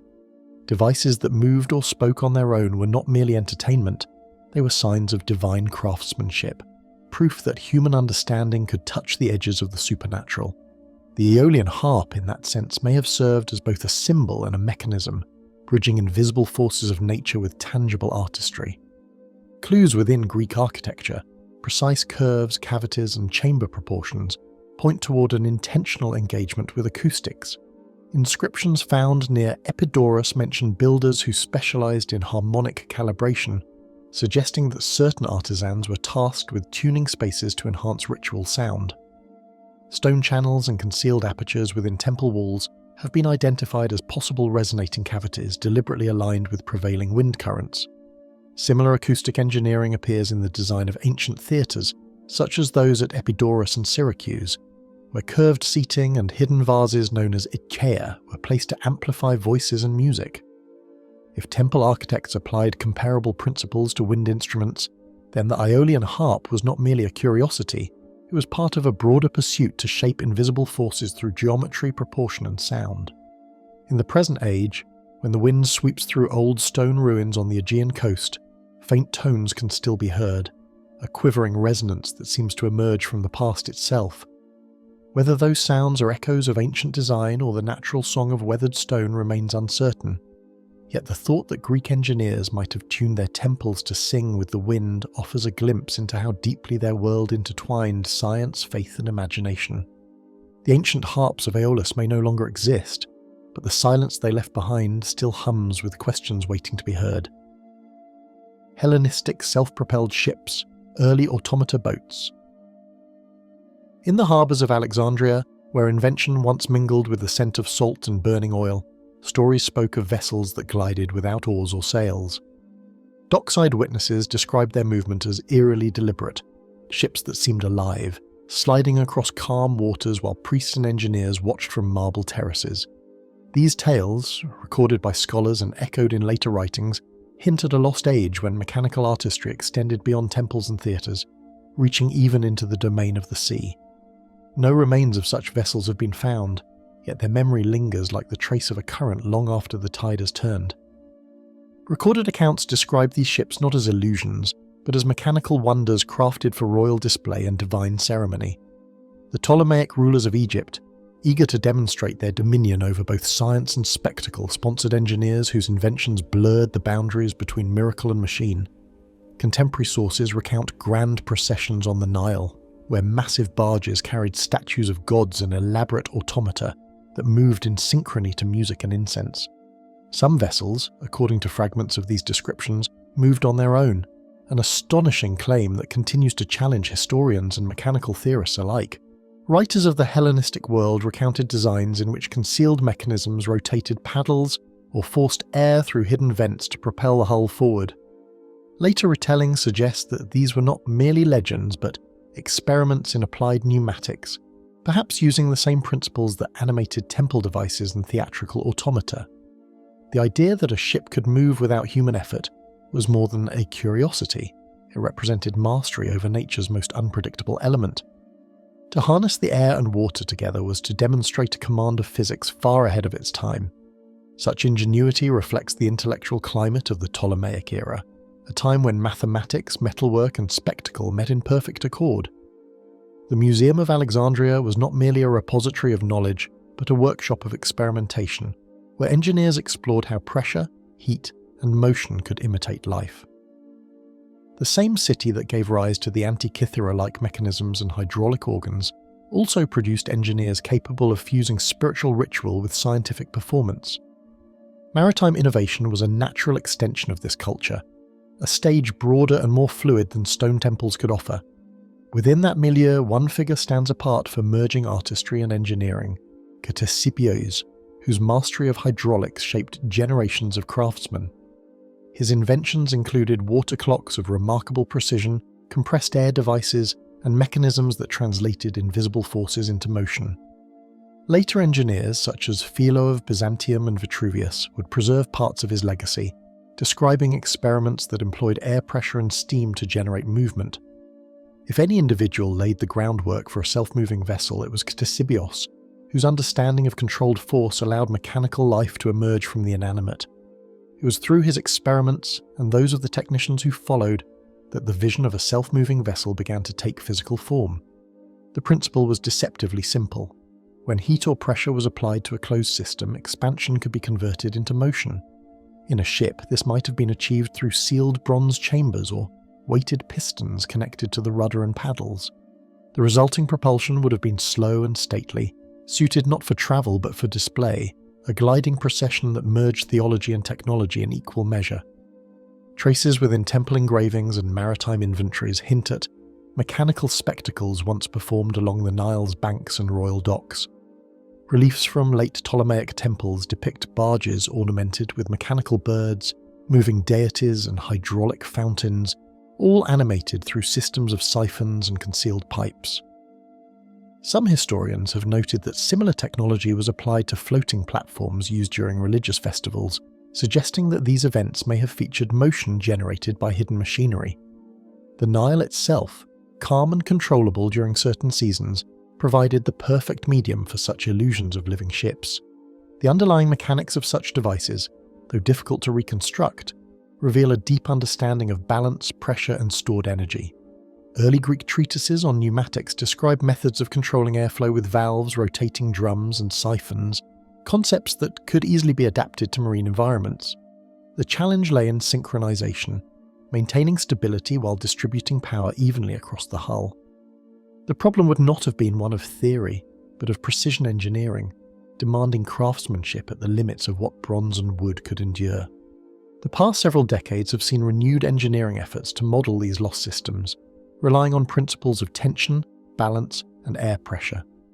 Experimental archaeologists have demonstrated that a small vessel can indeed be moved by a simple steam jet or compressed air mechanism, producing a steady thrust across the surface of water. The results, though modest, lend plausibility to the ancient descriptions. Such reconstructions also reveal the sophistication required to make these devices reliable, suggesting that the original builders possessed not just imagination, but a detailed grasp of thermodynamics centuries before it was formally understood. If these maritime automata were ever launched, they would mark a threshold where craftsmanship transcended function, turning machines into performers. The spectacle of a ship gliding without visible human control would have evoked both reverence and fear, reinforcing the divine authority of the rulers who commanded it. In an era when mechanics served ritual rather than warfare, motion itself became a form of communication, a visible manifestation of power derived from unseen forces. These vessels, part theatre and part technology, blurred the line between faith and invention in ways no surviving artifact can fully convey. Where Ptolemaic fleets once carved their paths through the water, archaeologists now find only an echoing void. Sediment, time, and urban expansion have hidden or destroyed much of Alexandria's harbour, leaving only scattered anchors, amphorae, and fragments of bronze fittings. None reveal the presence of mechanical ships, though the discovery of similar automata on land makes their existence plausible. The absence of evidence has become part of their mystery, a gap in the historical record that invites speculation about how much knowledge was truly lost. Others reason that the perishability of wood, leather, and linen tubes ensured their disappearance long before discovery was possible. Unlike marble or bronze statues, these machines depended on materials designed for flexibility and motion, vulnerable to decay and water. Even the finest joints and valves once exposed to silt and corrosion would vanish without a trace. What remains is not the machinery itself, but the concept, an echo of mechanical mastery that once transformed water into a stage for moving wonders. There are also theories suggesting that the knowledge behind these designs was deliberately obscured, locked away by those who understood its power. In many ancient traditions, mechanical marvels were treated as sacred secrets, guarded by temple priests or royal engineers whose knowledge was not meant for public replication. The blend of divine ritual and mechanical display served political ends as much as spiritual ones. When dynasties fell and libraries burned, the blueprints of these vessels may have perished with them, their silence preserving both their mystery and their prestige. Across centuries of scholarship and excavation, the question persists. Were these stories exaggerations of ceremonial processions, or memories of genuine automata that once traversed the Nile under their own power? Each surviving reference, a description in a lost scroll, a carved emblem on a stone relief, seems to hover between myth and mechanism, neither wholly credible nor easily dismissed. The sea has kept its secrets well, its depths concealing both evidence and illusion in equal measure. Perhaps under tranquil Mediterranean depths, the remains of a forgotten mechanism still rest, waiting to show that the ancients once set the sea in motion. Roman hydraulic organ water-driven musical instrument. From deep within the marble halls, a sound once rose that seemed less performed than conjured. It shimmered through atriums and temples, mingling with the scent of oil lamps and wet stone, as if the building itself had begun to breathe. In the Roman world, the hydraulic organ, or hydraulis, stood not only as an instrument of music but as a demonstration of power and control, a fusion of engineering and art that blurred the line between invention and divinity. Its tones could fill entire arenas, rising above the roar of crowds, and for those who heard it for the first time, it must have seemed impossible that such harmony could come from a machine. In the Age of Empire, when spectacle defined power, engineers found a way to make water sing. The invention is credited to Ctesibius of Alexandria, a Greek inventor of the 3rd century BCE, whose fascination with air, pressure, and hydraulics transformed the understanding of mechanics. His design harnessed the steady force of flowing water to regulate air pressure, creating a continuous tone that could be shaped through pipes and keys. By the time Rome adopted the instrument centuries later, the hydraulis had evolved from a curious experiment into a centerpiece of imperial entertainment, its presence signalling both wealth and technical mastery. From the amphitheatres of Nero's reign to the provincial cities of North Africa, it stood as a symbol of civilization's triumph over nature's chaos. At its heart, the instrument was neither wind nor string, but a controlled current, a mechanical pulse that turned flow into resonance. Water from a cistern was funneled into a sealed container, where it compressed air that then moved through pipes of varying lengths and diameters. Each pipe corresponded to a tone, and the player manipulated a series of sliders or keys to control the airflow. The coordination of these parts produced not just music but motion, a seamless rhythm between pressure and release. The result was a tone unlike any produced by the human hand, constant, unwavering, and eerily alive. To ancient listeners, the sound seemed to breathe with purpose, as if the gods themselves had learned to exhale through metal. To Roman audiences, its music was not merely entertainment, but an omen of divine presence, a river transformed into voice. The hydraulis often accompanied gladiatorial games and public ceremonies, where its deep harmonics echoed beneath the blare of trumpets and the rhythm of marching soldiers. In private villas, smaller versions graced the courtyards of the elite, turning banquets into performances of mechanical wonder. The organist was not seen as a musician alone, but as a kind of conjurer, someone capable of awakening invisible forces. Philosophers like Vitruvius wrote about it in tones of admiration, describing the ingenious balance between water and air that gave rise to its uncanny sound. Even poets found inspiration in its voice, likening its tones to the murmurs of rivers or the speech of nymphs trapped beneath stone. Excavations have uncovered what time refused to silence, pipes and valves still bearing the patina of vanished melodies. One of the most striking discoveries was made in Dion, Greece, where archaeologists unearthed the remains of a hydraulic organ from the 1st century CE. Its bronze pipes and complex fittings, astonishingly well preserved, confirmed ancient accounts that such instruments were far more intricate than once imagined. Another fragment found in a quincum near modern-day Budapest provided further clues. Its pressure tank and system of bronze keys revealed that the Romans had mastered an understanding of pneumatics centuries ahead of their medieval successors. Through these remnants, the ghost of the hydraulis continues to reveal the sophistication of its makers, engineers who could shape the movement of water into organized sound with precision unmatched for over a millennium. As centuries dimmed and empires eroded, the harmony that once flowed through water was forgotten piece by piece. The collapse of Roman infrastructure meant the loss of the vast aqueduct systems that fed these instruments, and with them disappeared the knowledge required to sustain such mechanisms. By the Middle Ages, the hydraulis had become a legend, known only through scattered texts and the faint echoes of imitations made from bellows instead of flowing water. Church organs would eventually inherit its concept, yet the delicate equilibrium between liquid and air, the secret heartbeat of the original, was lost to time.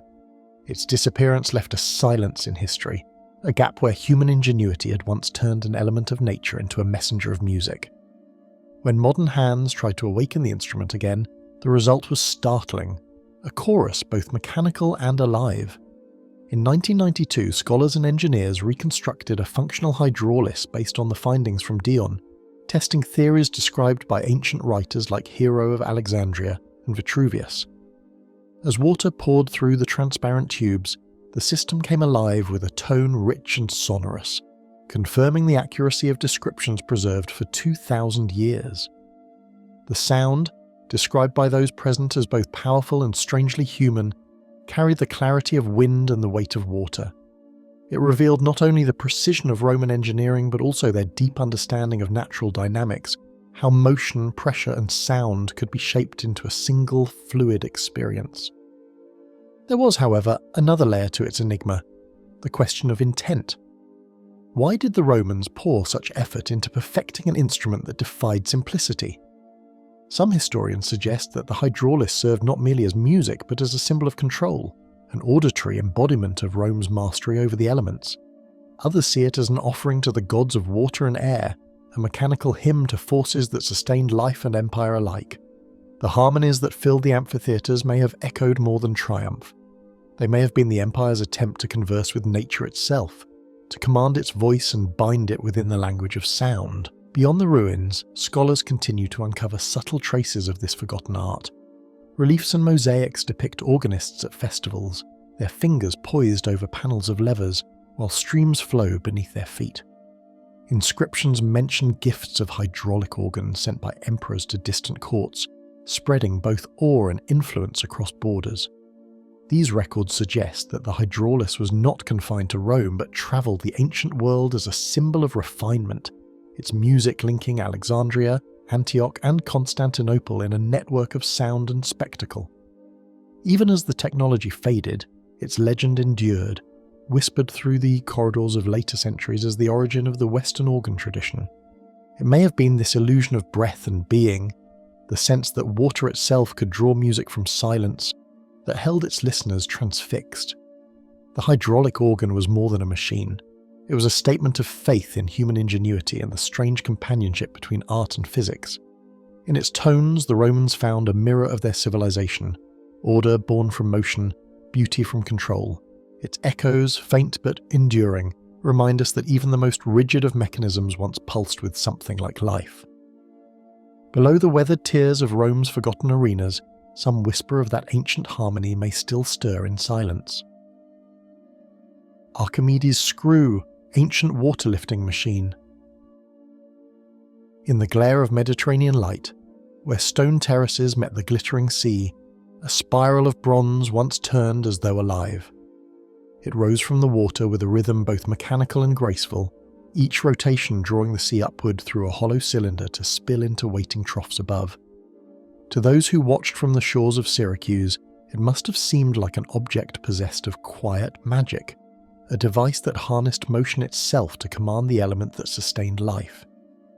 The steady sound of it turning was the sound of a mind at work, a thought translated into metal and motion that would outlive the city's walls and the empire that claimed them. The invention is traced to Archimedes of Syracuse, whose grasp of geometry extended far beyond abstraction. Born in the 3rd century BCE, Archimedes' work bridged theory and practicality, and the water-lifting screw remains one of the few devices directly linked to his genius. It was said to have been designed during his stay in Egypt, where the constant struggle to irrigate the land inspired new mechanical solutions. While the Nile's annual floods nourished the soil, the months between them demanded ingenuity to raise water from the river's depths. The screw offered an elegant answer, a spiral enclosed within a tube, turned by hand or by tread, that carried water upward with every revolution. What appeared to be a simple rotation masked an understanding of physics and hydraulics that would not be formally expressed for another 2,000 years. At its core was a single elegant truth, that a spiral confined within a cylinder could defy gravity through motion alone. The principle is deceptively simple. When the device is inclined at an angle and rotated, the lower end scoops up water, trapping it in the spiral's pockets. As the shaft turns, these trapped volumes rise until they spill out at the top, creating a continuous and efficient flow. The screw's geometry, its pitch, diameter and angle, determined how much water could be moved and how quickly. Ancient builders experimented with wood lined with pitch, bronze sheathing, and sometimes even terracotta sections joined with resin, producing versions that could endure both fresh water and the corrosive pull of the sea. The brilliance of the design lay in its minimalism. No valves, no pistons, only form and motion balanced in perfect harmony. As centuries unfolded, the spiral of Archimedes found new hands and new lands to serve. From Greek engineers irrigating terraces to Roman labourers draining mines, its usefulness transcended cultures and empires. Vitruvius, the Roman architect and engineer, described the device in careful detail in his De Architectura, recommending it for lifting water to aqueducts or for clearing flooded quarries. In Egypt, similar screws were installed along irrigation channels to draw water from the Nile into dry fields, often powered by animals walking in endless circles. Even in Mesopotamia and India, devices resembling the Archimedean screw appeared, their exact lineage uncertain but their principle identical, a spiral raising life-giving water toward the surface. It became less an invention than a universal idea, one rediscovered and reimagined wherever human hands sought to master water's flow. From the Nile Delta to the ruins of Hellenistic workshops, remnants and depictions of the device continue to surface. Reliefs from Roman and Egyptian sites show workers turning long, slanted tubes over irrigation ditches, their rhythm immortalized in stone. Archaeologists have uncovered fragments of bronze and wood that may have formed part of ancient screws, their threads still faintly visible after centuries beneath the earth. Written records by Athenaeus Mechanicus and Diodorus Siculus confirm that such devices were widely used, sometimes in military contexts, to drain moats or fill defensive ditches. A few scholars suggest that the screw might even have been adapted for moving other materials, grain, sand, or crushed ore, though no definitive examples have been found. Each discovery adds to a picture of technology that was both ubiquitous and mysterious, its origins clear but its variations lost to time. To those who saw it turning, it was more than a tool, it was a metaphor in motion. The screw represented a profound human truth, the ability to draw sustenance from the depths through understanding rather than force. In ancient philosophical writings, spirals often symbolized continuity, the path between worlds and the unity of movement and stillness. Watching the water rise in a helical flow, one could sense a kind of order imposed on chaos, a visible manifestation of natural law. In temples and academies alike, the image of the spiral came to suggest progress, ascent, and the mastery of unseen forces. Archimedes' screw, practical though it was, became an emblem of intellect triumphing over the indifferent laws of nature. When the ancient world gave way to the mechanical age, the spiral's logic endured in silence. Renaissance engineers like Leonardo da Vinci sketched refinements of the screw, linking it not just to water movement but to flight and propulsion. His notebooks contain designs for screw-shaped airships, predicting the aerodynamic principles that would one day govern helicopters. Agricola's De Re Metallica, published in 1556, described versions of the screw still in use in European mines for removing water from shafts. Across the centuries, its form scarcely changed. The same proportions Archimedes had conceived remained optimal for efficiency, proving that the geometry of nature had been captured in human craft. Tests on modern replicas reveal that the mechanism's deceptive simplicity conceals a precision bordering on perfection. When archaeologists and engineers rebuild the device using period-accurate materials, they find it operates with an efficiency exceeding expectations, up to 60% in some cases, nearly matching modern pumps.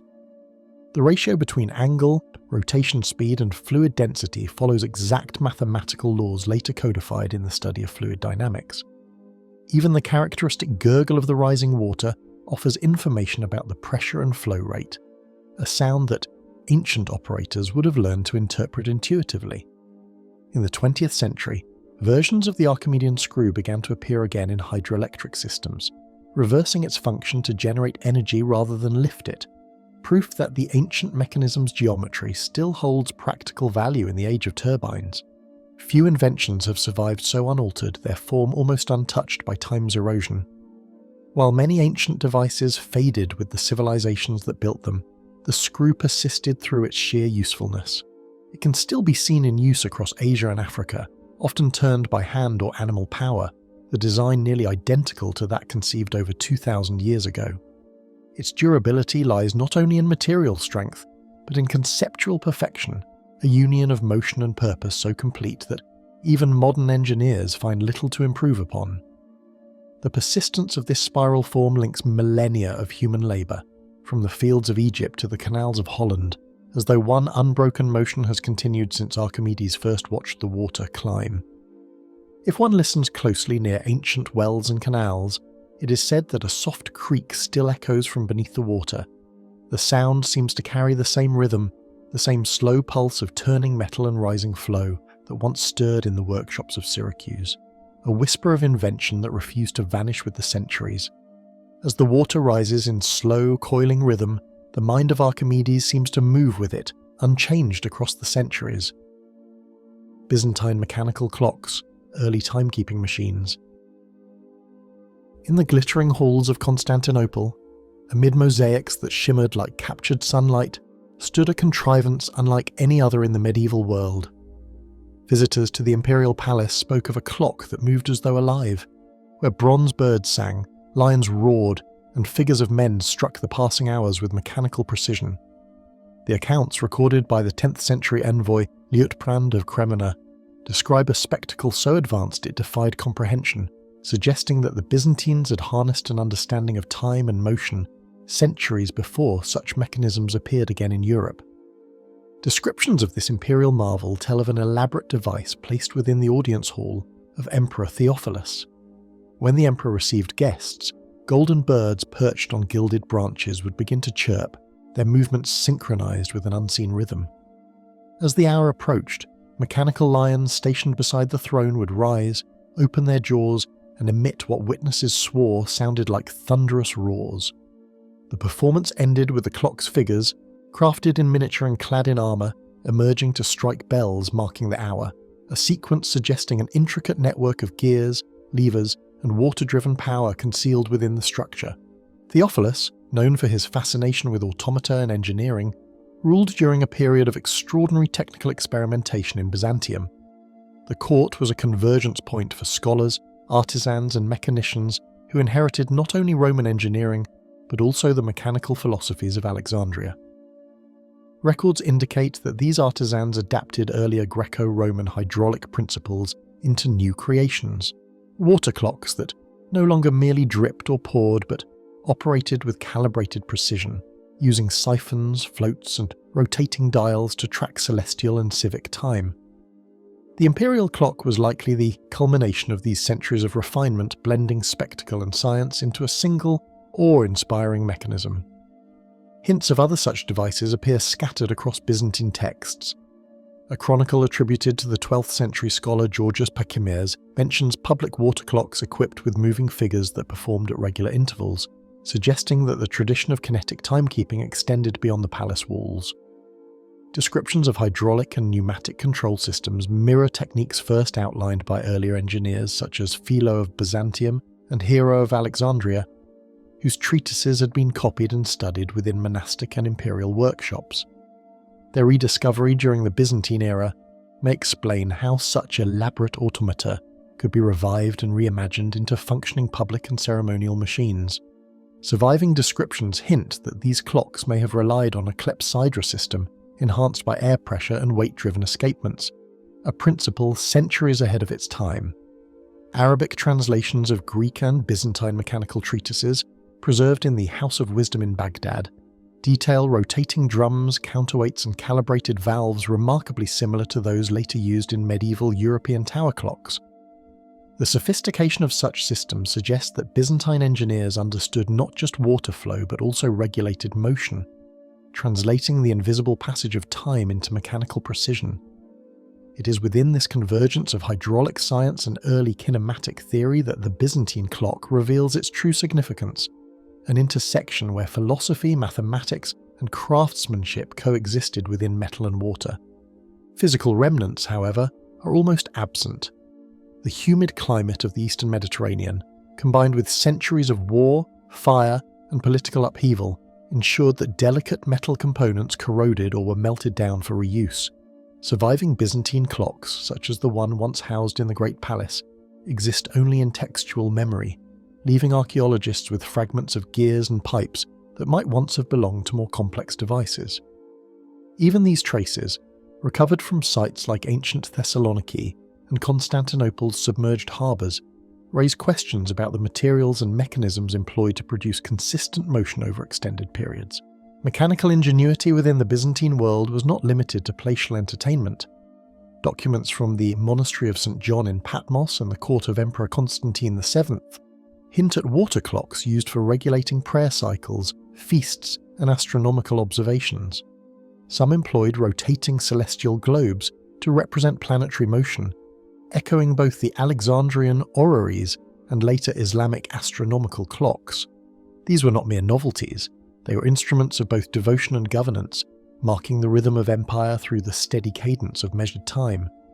A crucial figure in this lineage is the engineer known as Leo the Mathematician, active in Constantinople during the 9th century. A scholar of geometry, mechanics, and optics, Leo was reputed to have designed automata for the imperial court, including doors that opened at specific hours and figures that responded to cues within the emperor's presence.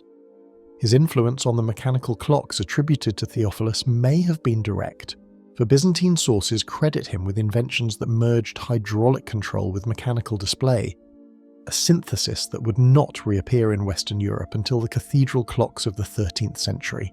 There are also tantalizing references from outside Byzantium.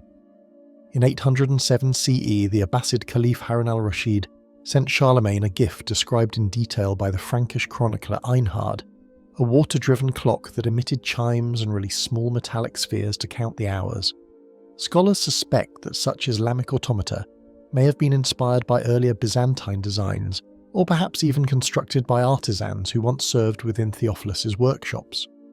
The exchange of these intricate machines across empires demonstrates a hidden network of mechanical knowledge, one that blurred the line between entertainment and engineering, faith and mathematics. The philosophical implications of these clocks were profound. In a world where time was measured by bells, prayer and sunlight, a device that moved autonomously seemed to embody divine order rendered visible. The steady rhythm of the Byzantine clock symbolized the harmony of heaven and empire, an echo of cosmic precision expressed through mechanical artifice. To those who witnessed it, the device must have seemed less like a tool and more like a living artifact, a creation that turned invisible principles into tangible sound and motion. To the Byzantine court, time itself was not merely measured but sanctified. The steady rhythm of the imperial clock mirrored the eternal order of heaven, reinforcing the emperor's role as the earthly guardian of divine harmony.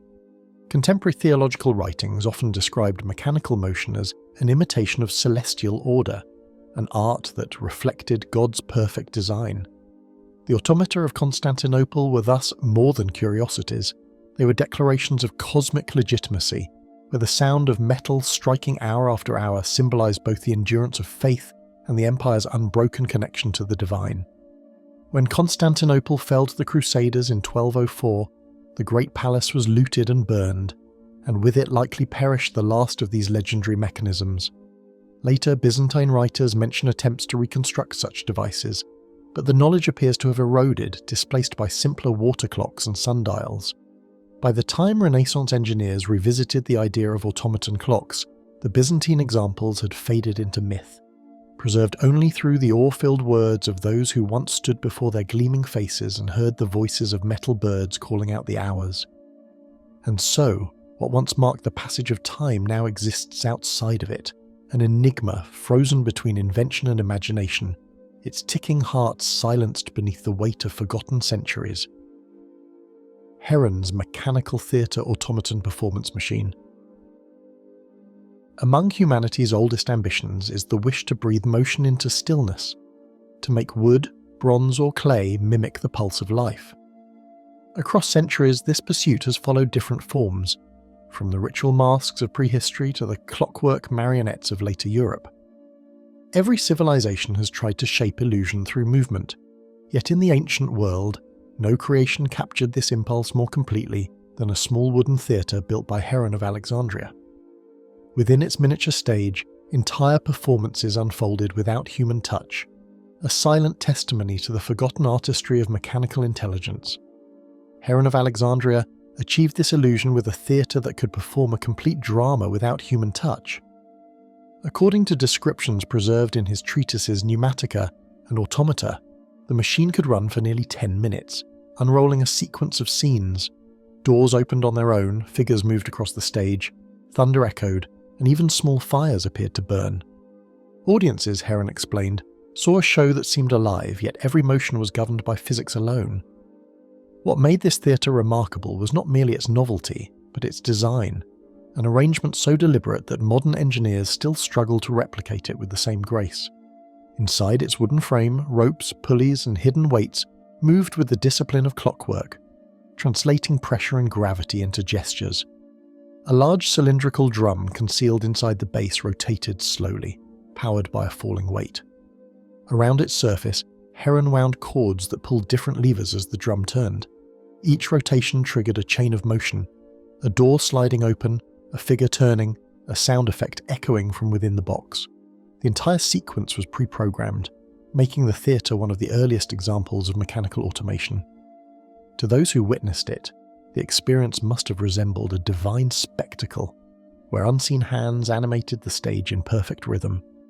In a city devoted equally to science and spectacle, such devices blurred the line between divine wonder and technical art. Alexandria in the 1st century was a place where invention thrived beside philosophy, where mathematics served not only commerce but imagination. Temples stood alongside laboratories, and scholars at the museum pursued both natural study and theatrical display. Heron himself was part of this intellectual lineage, an engineer priest who saw no division between mechanism and miracle. His theatre, like his temple doors and singing birds, was meant to inspire awe not through mystery, but through mastery of invisible forces. In this sense, his automata echoed the spiritual theatre of the age. The gods moved unseen, and so did Heron's machines. The machinery's precision was astonishing. Timed releases dictated not only motion but narrative sequence. As the cylinder turned, its cords uncoiled in exact order, controlling the entrances and exits of each wooden figure. A secondary mechanism released pellets to create thunder sounds, or moved small metal plates that simulated lightning flashes when light struck them. The device's complexity anticipated later musical automata and even early computers, where the placement of pins or holes determined an outcome. To historians of technology, Heron's theatre marks one of the earliest examples of programmable design, a concept that would vanish for centuries before resurfacing in the Renaissance. The writings of Heron reveal the same quiet discipline found in his fountains and temple doors, mechanisms that obeyed reason while performing wonder. His instructions were detailed enough to reconstruct his machines but sparse in language, suggesting that his audience, likely other engineers or temple technicians, already understood much of the craft. He spoke of the positioning of pulleys, the proper balance of weights, and the precise tension of cords, noting how slight errors could disrupt the performance entirely. To him, the performance was a proof of principle, a demonstration that nature's laws could be arranged like notes in a song. If one only learned their rhythm, what remains extraordinary is how this theatre existed within a broader cultural fascination for automata. Earlier Greek myths had imagined living statues forged by gods, Hephaestus's bronze servants or the guardian Talos of Crete. Heron's designs transformed such mythology into engineering, turning divine power into mechanical art. The ancient audience likely saw the theatre not as a trick, but as a sacred marvel, a creation that hinted at divine imitation. This blending of piety and precision became characteristic of Hellenistic invention, where mechanical devices were not merely useful but symbolic, expressing harmony between nature, knowledge, and belief. Centuries later, echoes of Heron's work appeared in medieval clock towers and Renaissance showpieces. The Strasbourg astronomical clock, completed in the 16th century, featured moving apostles and crowing roosters, echoing Heron's combination of narrative and mechanism. In Islamic lands, engineers like Al-Jazari described elaborate automata, fountains, musical instruments, and mechanical servants that owed conceptual debt to Heron's treatises, which had been translated into Arabic during the Abbasid era. Through these channels, his ideas travelled silently across cultures, shaping the mechanical imagination of generations that had never seen his theatre but felt its influence in every whirring gear. When the Library of Alexandria fell, many of Heron's designs vanished with it, their principles surviving only through rumour and fragmented manuscripts. The loss was not only material but philosophical, an interruption in the chain of knowledge linking ancient science to modern engineering. Fragments of pneumatica were rediscovered in the Renaissance, but by then the world had forgotten how the ancients made machines breathe. Historians later described the mechanical theatre as a ghost invention, a device once alive with motion, now surviving only in diagrams and conjecture. What little we know comes from sketches that resist easy interpretation, each line suggesting an intelligence that worked with elegance and patience far ahead of its time. Heron's stage, reborn through modern hands, performs once more, its motions unfolding with the certainty of memory rather than design. Using replicas based on ancient measurements, they found that once the system was set in motion, its actions unfolded with near-perfect coordination. No adjustment was needed. Every figure moved at the right moment, every sound matched its cue. Some researchers noted that Heron's methods anticipated the logic of feedback systems, the principle that movement can trigger response, creating an illusion of decision-making. In that sense, his automata were not only mechanical but conceptual ancestors of robotics, embodying an ancient dream that motion could simulate intention. Even the materials he used carried significance. Heron's cords were likely made of fine gut or sinew, durable yet flexible enough to transmit motion without friction. His pulleys were polished bronze, his frame a box of cedar or cypress, woods resistant to warping. Each choice reflected not only practicality, but awareness of sound and sight. When the figures moved, the faint creak of wood and glimmer of metal enhanced the illusion.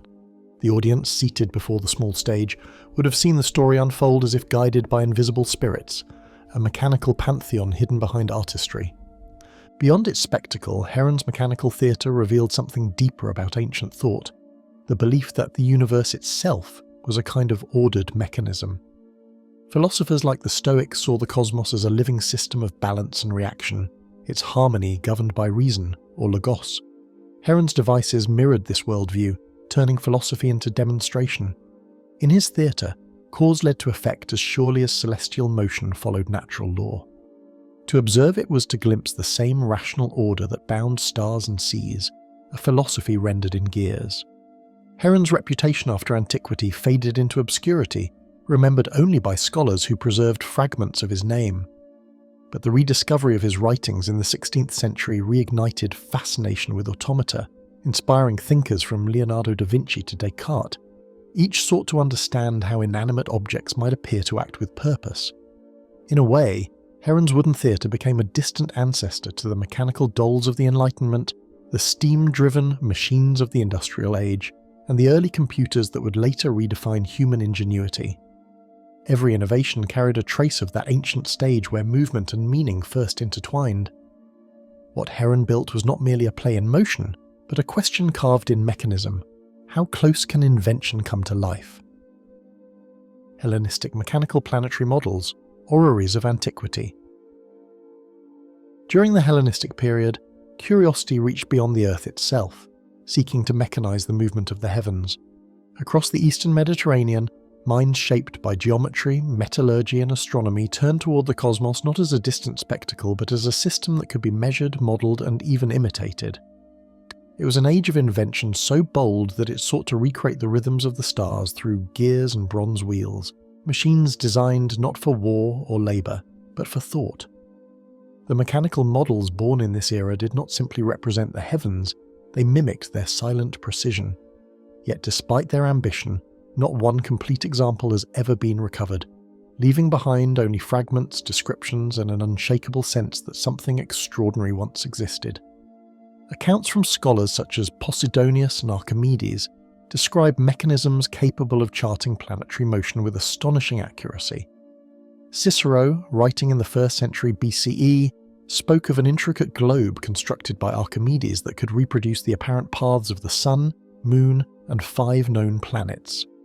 When turned, the device would display eclipses and conjunctions, mimicking celestial events as though time itself could be wound by hand. Centuries later, similar accounts surfaced describing Posidonius's planetary spheres, devices that astonished visitors by demonstrating the harmony of cosmic cycles. None of these creations survived, yet their presence in ancient writings is too consistent, too specific, to dismiss as allegory or myth. Recovered references from Roman and Byzantine sources reveal how these machines were regarded not merely as teaching tools, but as demonstrations of cosmic power. They were thought to embody the divine order of the universe, miniature reflections of the celestial dome.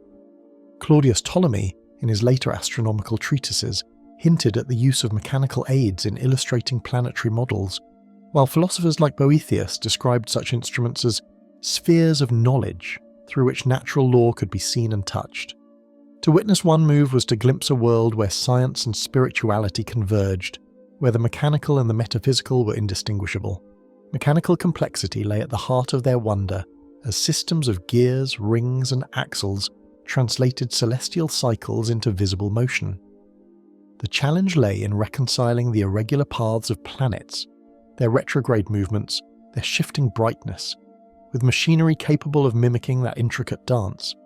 Differential gearing, a concept not seen again until the Renaissance, may have been used to achieve this illusion of orbit. The precision required for such interlocking parts would have demanded not only advanced theory, but a level of craftsmanship that bordered on the impossible for its time. And yet, the scattered remnants of Hellenistic technology suggest that such mastery once existed, refined in workshops where science and art met in perfect balance. Archaeological findings, particularly the Antikythera Mechanism, have revived questions about how widespread such instruments may have been. Discovered in 1901 within the wreckage of a Greek ship off the island of Antikythera, The device's corroded gears and inscriptions revealed functions so advanced that they reshaped modern understanding of ancient engineering. Its intricate network of bronze cogs could predict lunar and solar eclipses, track celestial phases, and even map the cycles of the Olympic Games. While the mechanism's purpose appears primarily calendrical, its design hints at a deeper, shared tradition of mechanical astronomy that predates it. If one such device survived the sea's decay, how many others were lost, unburied, dissolved, or melted into new forms over centuries? Metallurgical studies of surviving fragments suggest that the precision of Hellenistic craftsmanship approached that of clockmakers millennia later. Researchers analysing the Antikythera gears found teeth cut with astonishing uniformity, their spacing consistent with techniques requiring mathematical calculation rather than manual estimation. Inscriptions, etched with reference to Babylonian cycles, imply that Greek artisans inherited and expanded upon older astronomical knowledge, transforming it into moving, measurable form. The sheer sophistication of these engravings challenges assumptions about technological evolution, forcing historians to question whether the Hellenistic world possessed a mechanical literacy now mostly forgotten. Outside the laboratory, their effects extended into teaching, ceremonial practice, and the elite perception of temporal order. Philosophers and teachers used orreries to demonstrate celestial cycles to students, illustrating the complex interplay of planetary periods and eclipses with a tangible turning model.